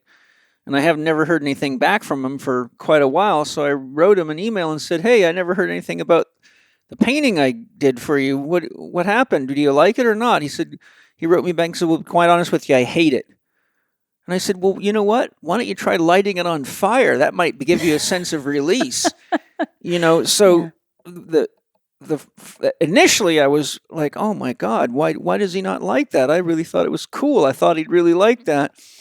But then I just, always remember that you're not really giving somebody if you have attachment to it. Exactly. So I just said to him, "Light it on fire. Maybe that'll be fun." Do whatever you want with That'd be a new form of art. Exactly. Well, yeah, that's the thing is, like, once you give a gift to someone, it's not yours anymore. You've given that, and they have the power to do with it what they want, and it also is a good reflection of how that person receives. So it's not personal. It's just really, it's about how that person receives the goodness in life or whatever they receive in life. And a great way to start practicing that in your life is just start receiving gifts, even if it's something you don't want. So I'll give you an example. I was talking to one of my friends about this, and she was having some issues with receiving, and I gave her a really great idea. Something I started doing was, even though I don't use those sanitary wipes that they give you as you step into the airplane, right? Yeah. They want you to wipe down everything. They give you one as you step in, and I was just like, I'm just gonna receive this, and I received it beautifully, and the stewardess was like, "Oh, thank you so much," and so it's like, it doesn't matter what it is, it's the energy behind it, right? And even if it's something you don't want, just receive it with grace. And then you got a gift you can give to someone that might want it. Exactly. Yeah, it's a good practice. The next little stop on our very powerful quote was humor. She's saying, "My mission in life is not merely to survive, but to thrive, and to do so with some passion, some compassion, some humor, and some style." So humor is something that too many people lack, in my opinion. I feel that as people lose their sense of humor in relationship to themselves, they lose their sense of humor in relationship to almost anything, including life. I'd love it if you could share your thoughts on how humor takes a role in thriving. What's the humor factor? Well, and again, I'm gonna refer to the great sages, the great spiritual sages and ascended masters who always have a great sense of humor, right? And so, my dad is a great example of this. I put a dedication to him in the very beginning of the book, and he inspired my humor, especially this past couple of years. He passed away February 2020. And one of the stories I put in the book was that my sister and I were like, we're upset and we're rummaging through, we're like trying to figure out if we're going to cremate him or bury him. We couldn't recall if he, which one he'd prefer. And, we thought, I think he wanted to be cremated, but we're not sure. And we're like, okay, so my dad's he was a really neat person, very clean person, but on his desk, he had a pile of papers, and he would write these little notes on little sticky pieces of paper, like little, I don't know what they're called, like the Post-it notes. Yeah, sticky tabs, yeah. Yeah, all over. And there'd just be a lot of different piles of paper everywhere, and we were rummaging through everything. And so, because he'd keep a lot of junk mail too on the desk, so we had to get through all that stuff. And we're looking through all these piles of paper, and then we see this little joke, because he'd write these either sayings or jokes on these little pieces of paper. And we come to this paper, and it says, "My only hope for a smoking hot body is to be cremated." There you go. And we're like, like, oh my God, he's still telling jokes, even, in the afterlife. So that was hilarious. And, so it's, he would always tell us not to take life so seriously. And I believe that's because he was working on that himself, and he was working through some of his own personal anxiety. And that was something he would always go back to and remind us of. And he had the best dad jokes of, my sister and I would talk to each other. We should really write a book with all his dad jokes, because he's said so many of them over the years. And so that was an inspiration for me to write this book as well, because if I took myself so seriously all the time, I would never do anything. I'd never get anything done, because I'd be so afraid of judgment of other people. There's the perfectionist. Yeah. That's the life of the perfectionist. Exactly. And so how much does that inhibit us in our life? How much does that stop us from really expressing ourselves the way we would like to express ourselves? And how much does that make life not fun? Like, are you having fun? Yeah. I mean, laughter is the spice of life. I think it's just, it makes everything just so much more enjoyable, in an authentic laughter, of course, And so if you don't have humor in your life, if you're taking life too seriously, start to ask yourself why. Why do you want to have fun? Do you want to laugh? I mean, I do. I think laughing is like one of the best expressions. We all love watching comedians. We all love how they make us feel. You can bring that into your own life. And so I think it's an important component of health as well, so that you're not so restrictive in your life, and then the restriction doesn't come into your body, because we can see that with a lot of people too, who are very restrictive in their body because they're just not letting go and enjoying. I think the first place to apply our humor is to ourselves, Absolutely. Oh my God. I laugh at myself all the time. The mistakes I make. I mean, I make mistakes so much more fun now, it's just, it's okay. I mean, we're here to explore that, and nobody's perfect. We don't even know what perfect is, really. No, there's no sense knowing, because anything that's perfect doesn't move. It can't change. So that's the end of life. Right. It's a dead end road. We have to also laugh at our own stories that we're telling ourselves day after day, Make humor of this. Like, is that really true? And oh my God, I can't believe I believed that for so long. I can't believe I was living by that story. Like, where did I learn that? So there's just a lot of ways to go about it. You can even, there's this, I know that you talked to Mark England recently. Yeah, it was great. One thing that I learned from him was the 4-step story process, which I put in the book too. And I give everybody a little bit of information about how to do that on their own. And he taught us what we did. This is a little bit different than what I put in the book, but what he teaches people is called their Billy story. So you can just insert whatever name you'd like. This is your alter ego. And then you write what this alter ego part of yourself says to yourself, the stories that it says to yourself. And then you have to read it out loud. And then you have to, eventually we say it, kind of seriously at first, and we breathe into it, we integrate it. And then eventually you start to do it in different voices and different funny voices. And then it just really dissipates the energy behind the story that you're living by. And I thought that was so powerful because many times we don't really bring humor into some of the things that are actually pretty comical in our lives that we're really living by. Yeah. And if we saw the humor behind it, we'd see how silly it is that we're actually doing that, Mm-hmm. Yeah. I look out at the world, and one of the things that just rises up in my mind is God has a very good sense of humor. Yes, he really does. He or she, God, whatever. It. I'm pretty sure God's more of a woman than a man, because I've never seen a man give birth to anything but a big poop. And something birthed the universe, so yes, that's not a poop, it's a home.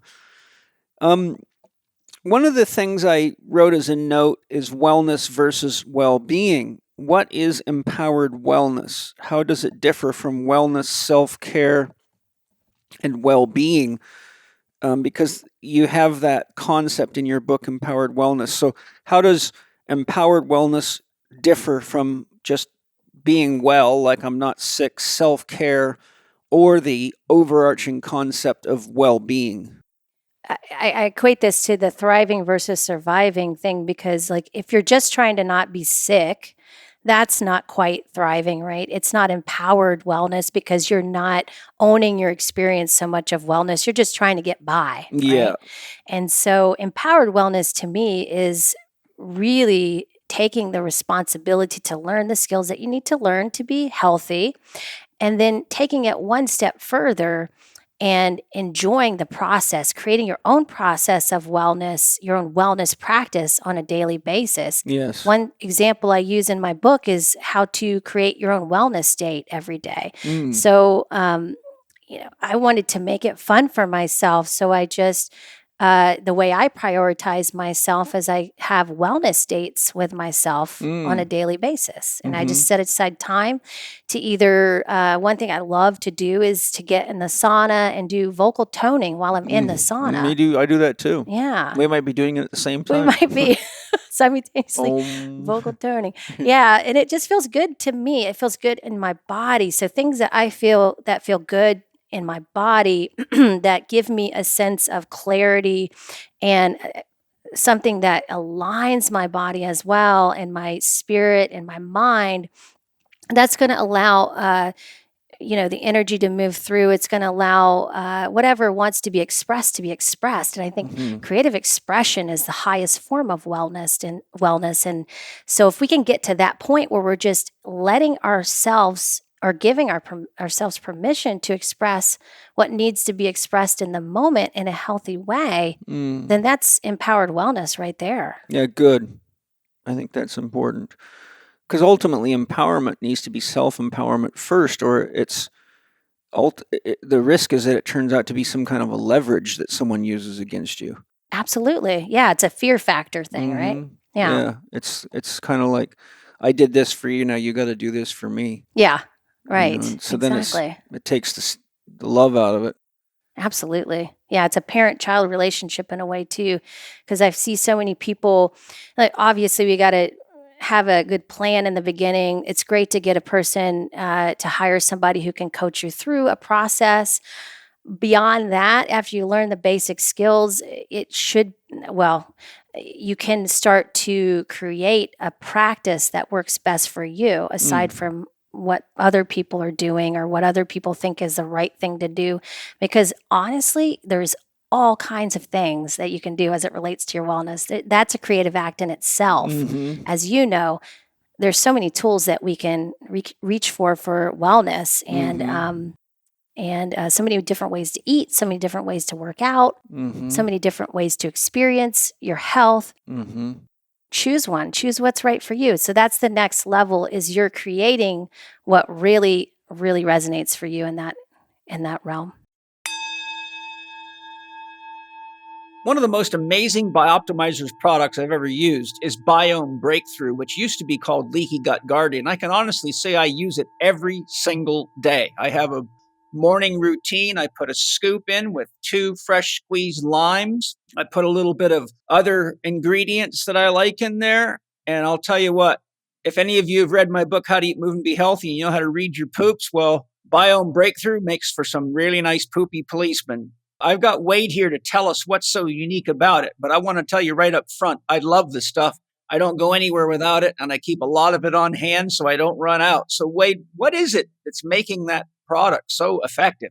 Well, first and foremost, we have to look at what's happening in the population at large. And Harvard just released an extensive study demonstrating that virtually everyone has some degree of leaky gut. And that means the gut permeability of our intestines is leaking toxins into the system, which are causing immunoresponses. Now, some people that's sneezing or allergies, but then it can move on to more inflammatory conditions. And anybody that's checked out your work understands this. The question is, how do you actually seal the gut so that you can stop this from happening? And we have a partnership with Birch International University in Croatia, where we have a team of PhD scientists working on this. And we've been able to combine a unique product called IGY Max, which is a patented egg-based product that enhances your gut health and reverses the damage that can be done by all these toxins that are leading to leaky gut. But when we combined it with some specific probiotics, they work synergistically together to be able to repair leaky gut in literally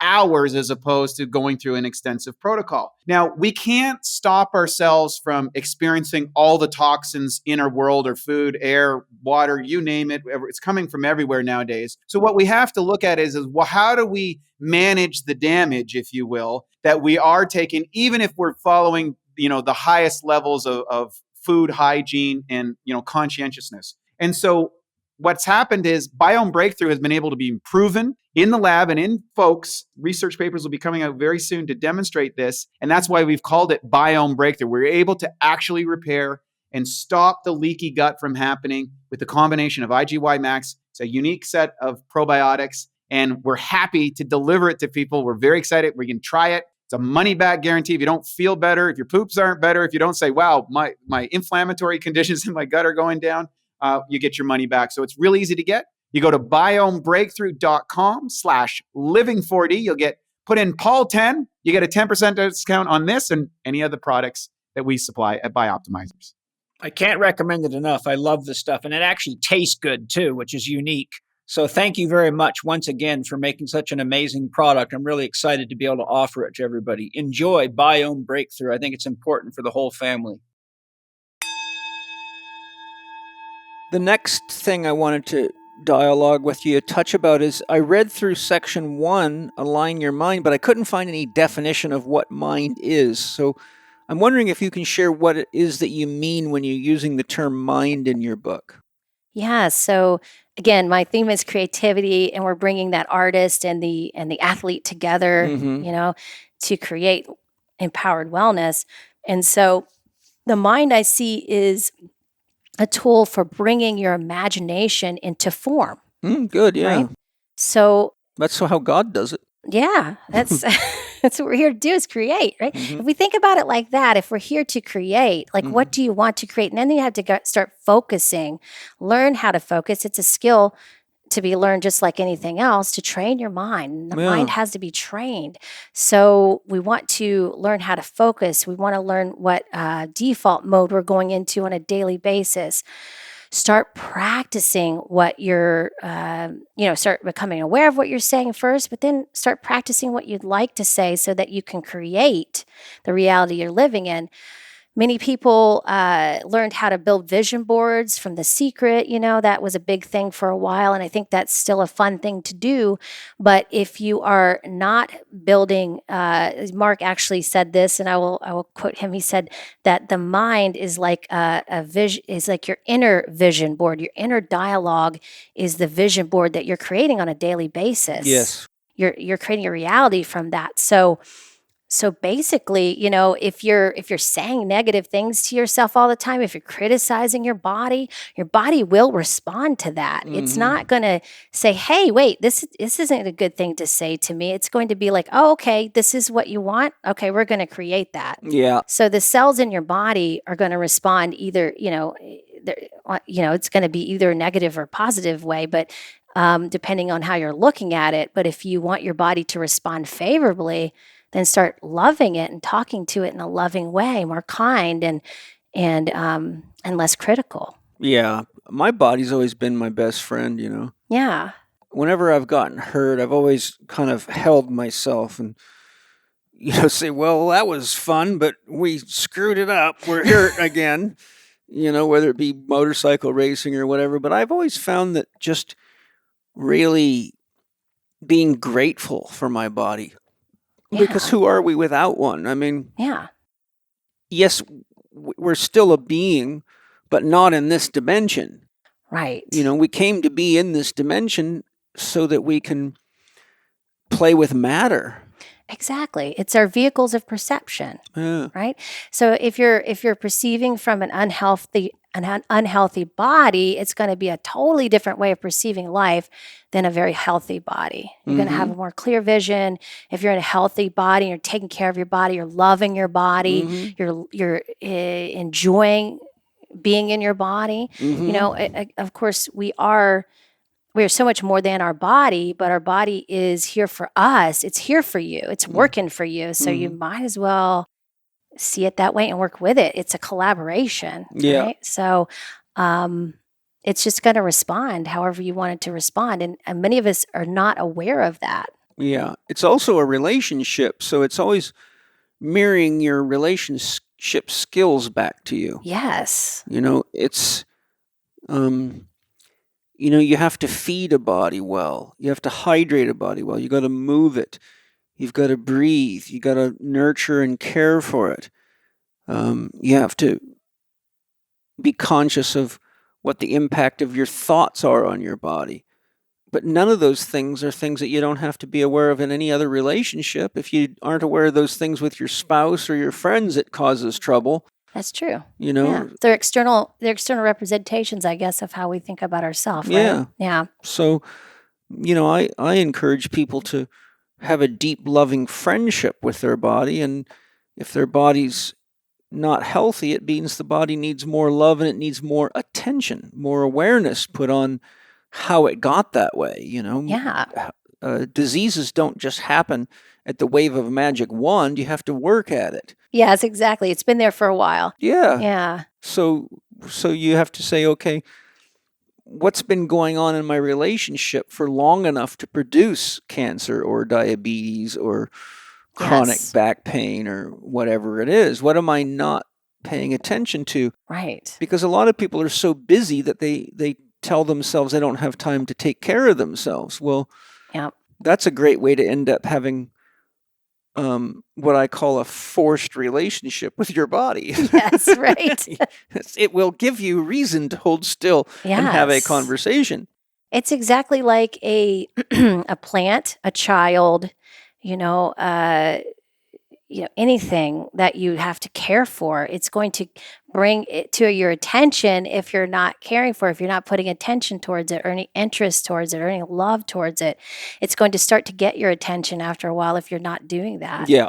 It won't flourish. It won't grow. No. If you don't it just show grounds interest you in it. more and more and more. Yeah. It's just like an animal stuck to a tether. Yeah. It walks and all of a sudden the chain jerks on its neck and it goes, wait a minute, I have no freedom. Right. So, if your sex organs stop working properly, then there goes your sex life. If your mind is so cloudy that you can't think straight, then you can't create what you want. If your body's not flexible enough to get in and out of your car and play with your kids, then that changes your relationship with your car and your kids. And it's sort of, your body's kind of like a phone in the sense that someone has to call your exact phone number to get you.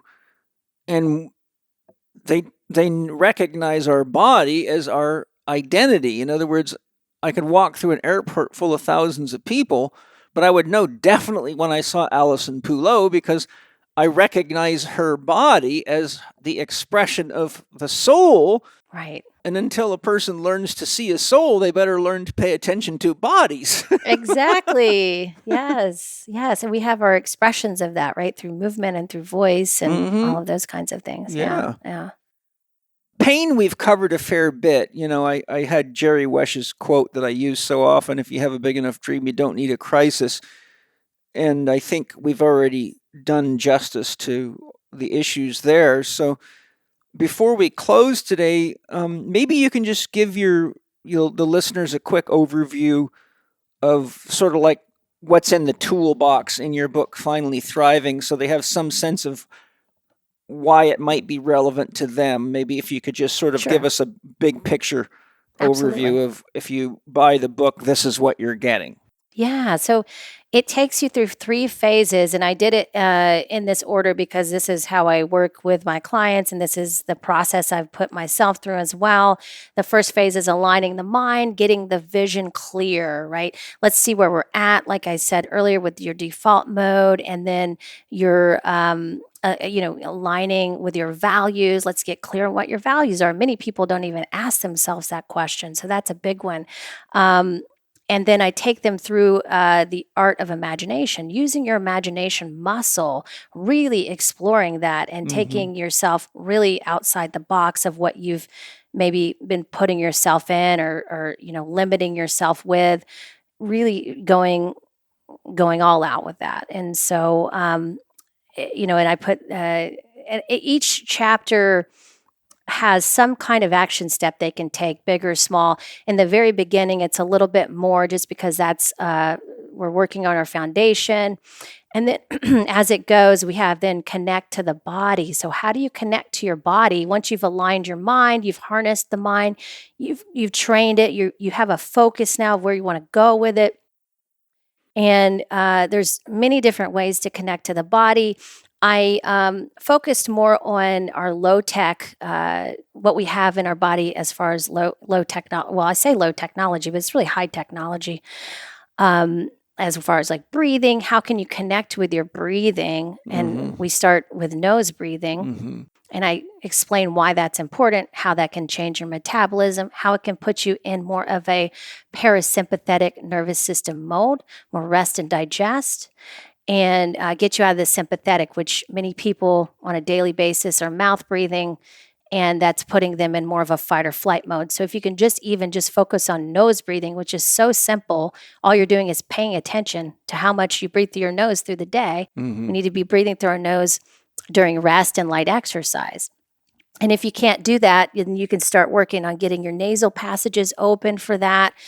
And then we can also start to begin to really open up the diaphragm and breathing into the abdomen and expanding the rib cage, because many people are very tight in that area for restrictive clothing, trauma, those kinds of things. So, so we work on that. And then I also put in a chapter about freeing the feet, because we tend to skip over the feet.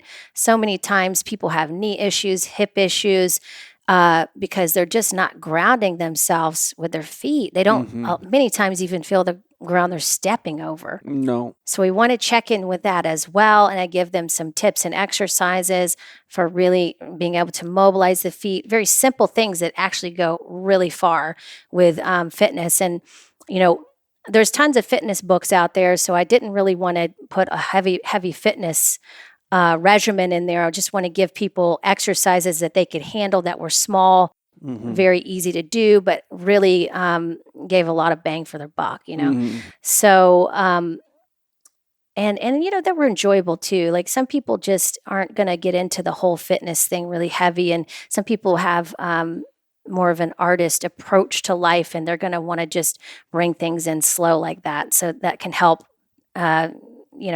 them in a bigger way. And that was my my approach to that, because I just wanted to make it simple for people. I felt like we had so much complexity already. We don't need more of that.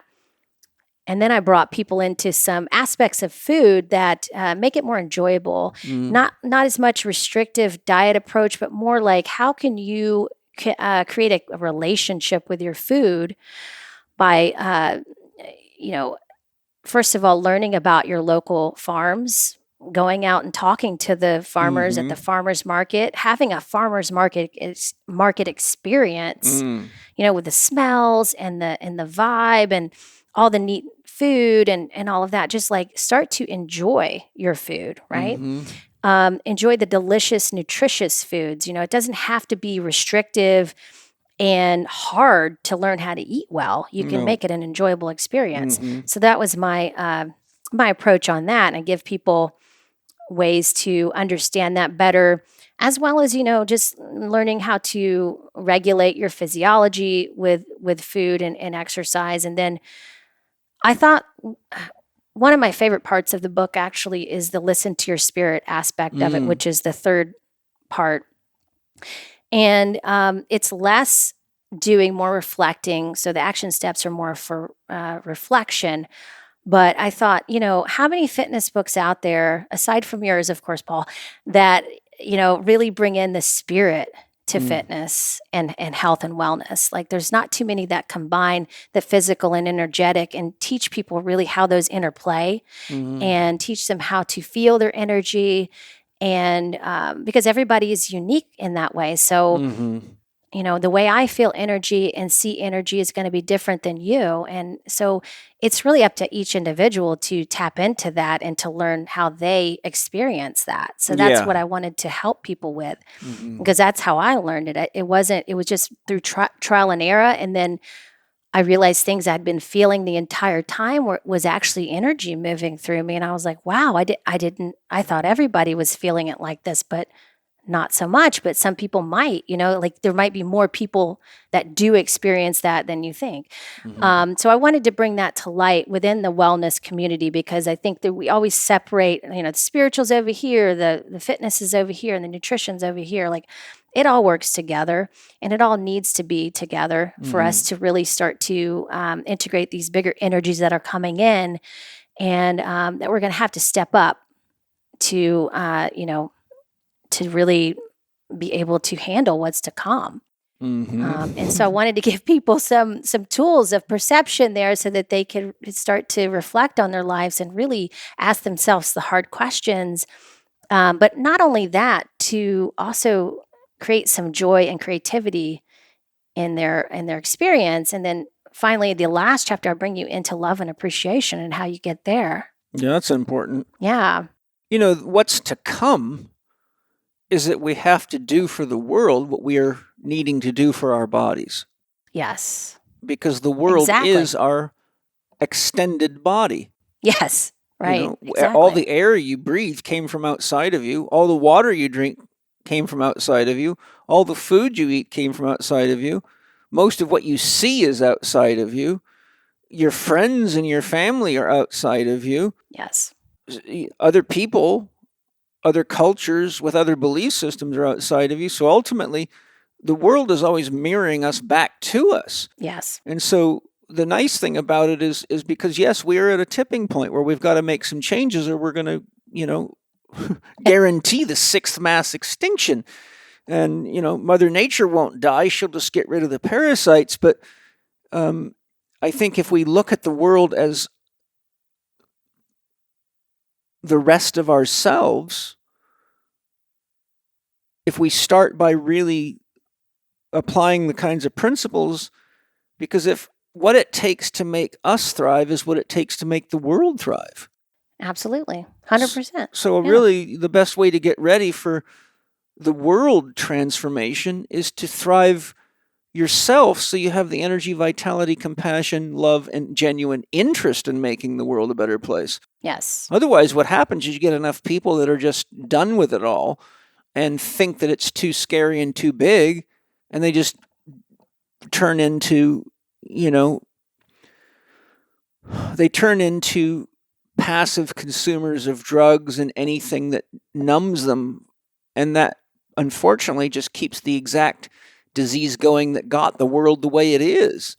Yes. They become highly suggestive, Yeah. And, I definitely want to help people not be highly suggestible, because I think that is not a very empowered place to be. And so with this book, I wanted to help people find, connect with themselves in that way, because like you say, how you are connecting with yourself and your relationship with yourself is going to be a reflection of how you can relate to other people. It's always going to be that reflection, and it will change your reality as well as you change that within yourself. Absolutely. And we have to just start doing it. We can't keep just talking about it. We have to start, not have to, but it would be great if we could all, begin to integrate that and start living it, Well, I think part of the problem is people keep waiting for someone else to do it. Exactly. Yeah. It's kind of like, when you've got a puppy, the dog is going to poop on the floor. Yeah. And the longer you wait for someone else to do it, the more of a stain on the carpet you get, and the more the house stinks, and the more bugs you attract. And the next thing you know, someone's walking through it. Doesn't all get of any that could have better. been handled by just somebody saying, oh, my dog pooped on the floor, and here's an act of love. It's a puppy. It doesn't know any better. But it's almost like the world's full of people that are waiting for someone else to clean the puppy's poop up. Yes. And things are starting to really stink. Yeah. And if we're waiting for the politicians to do this, we're going to be waiting for a long time because Well, they've never done I it. can tell you that is not going to happen probably. So, yeah, it's up to each person to take responsibility for themselves on that level because that's something you can control. Mm-hmm. And, do the work. And then from there, you can just, Relax a little bit. Yeah, exactly. Share more love because you got it. Yeah. Where's the best place to find the book?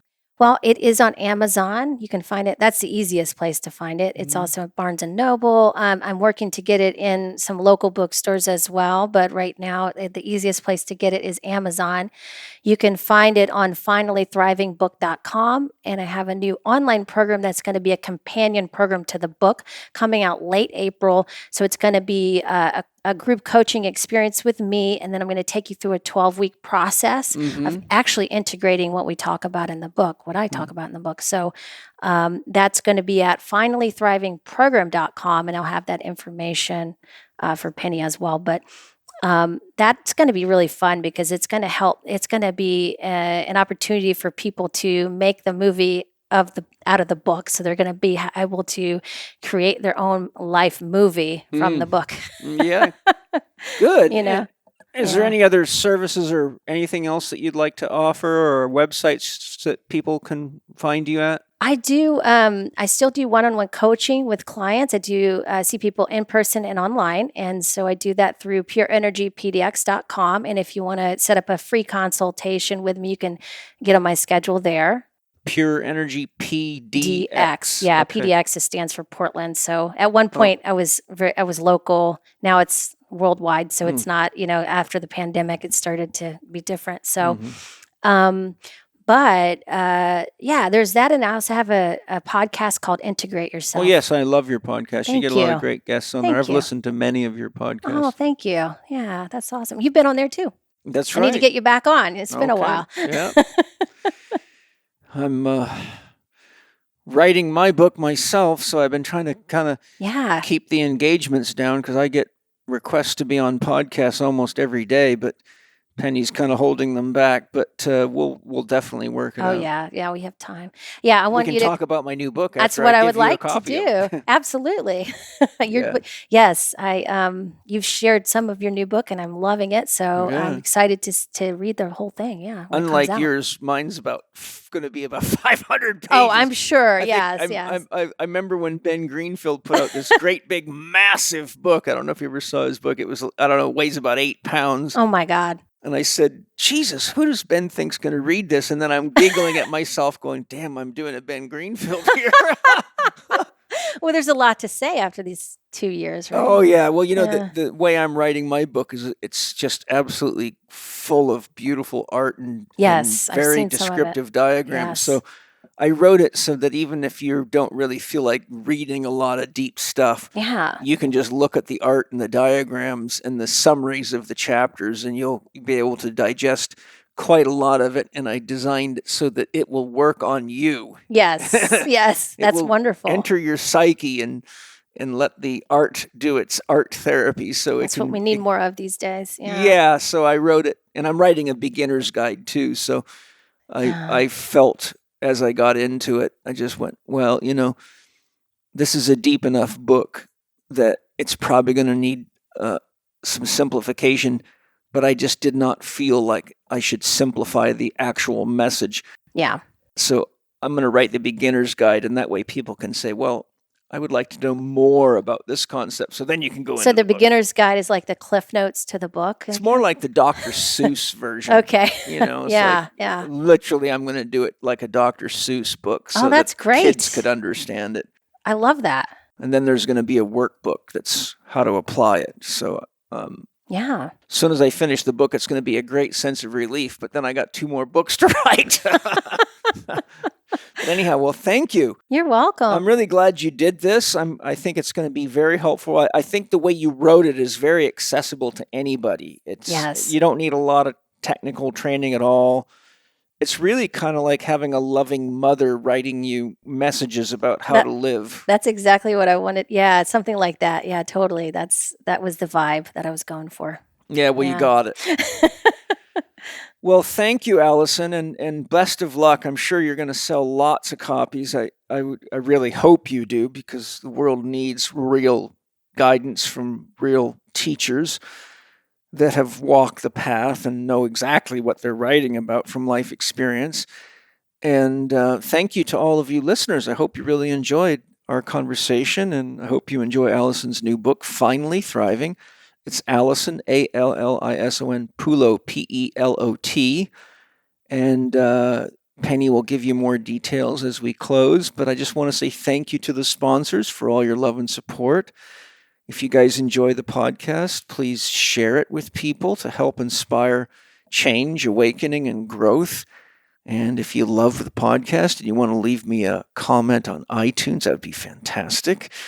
And if you didn't like the podcast, that's okay too, but let's keep that our secret. And I'll look forward to sharing more with you really soon. So lots of love, everybody. Hope you have a great time till next week.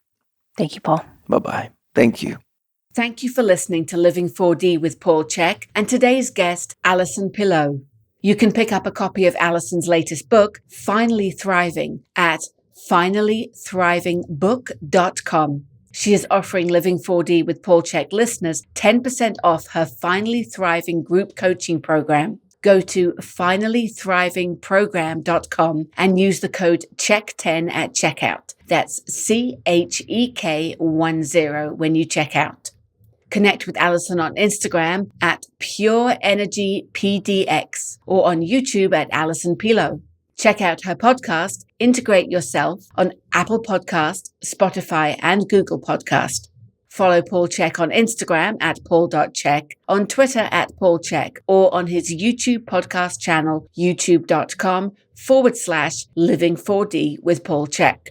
Watch more on Paul's blog at paulcheksblog.com and get your free subscription to Chek videos and more at the Chek Institute's new media site, chekiva.com. You can read the show notes and find links to the resources mentioned in this episode at chekinstitute.com/podcast. If you enjoyed today's episode, please consider leaving us a 5-star rating and a warm review at the top of the show page on Spotify or at the bottom of the show page if you are listening on Apple Podcast.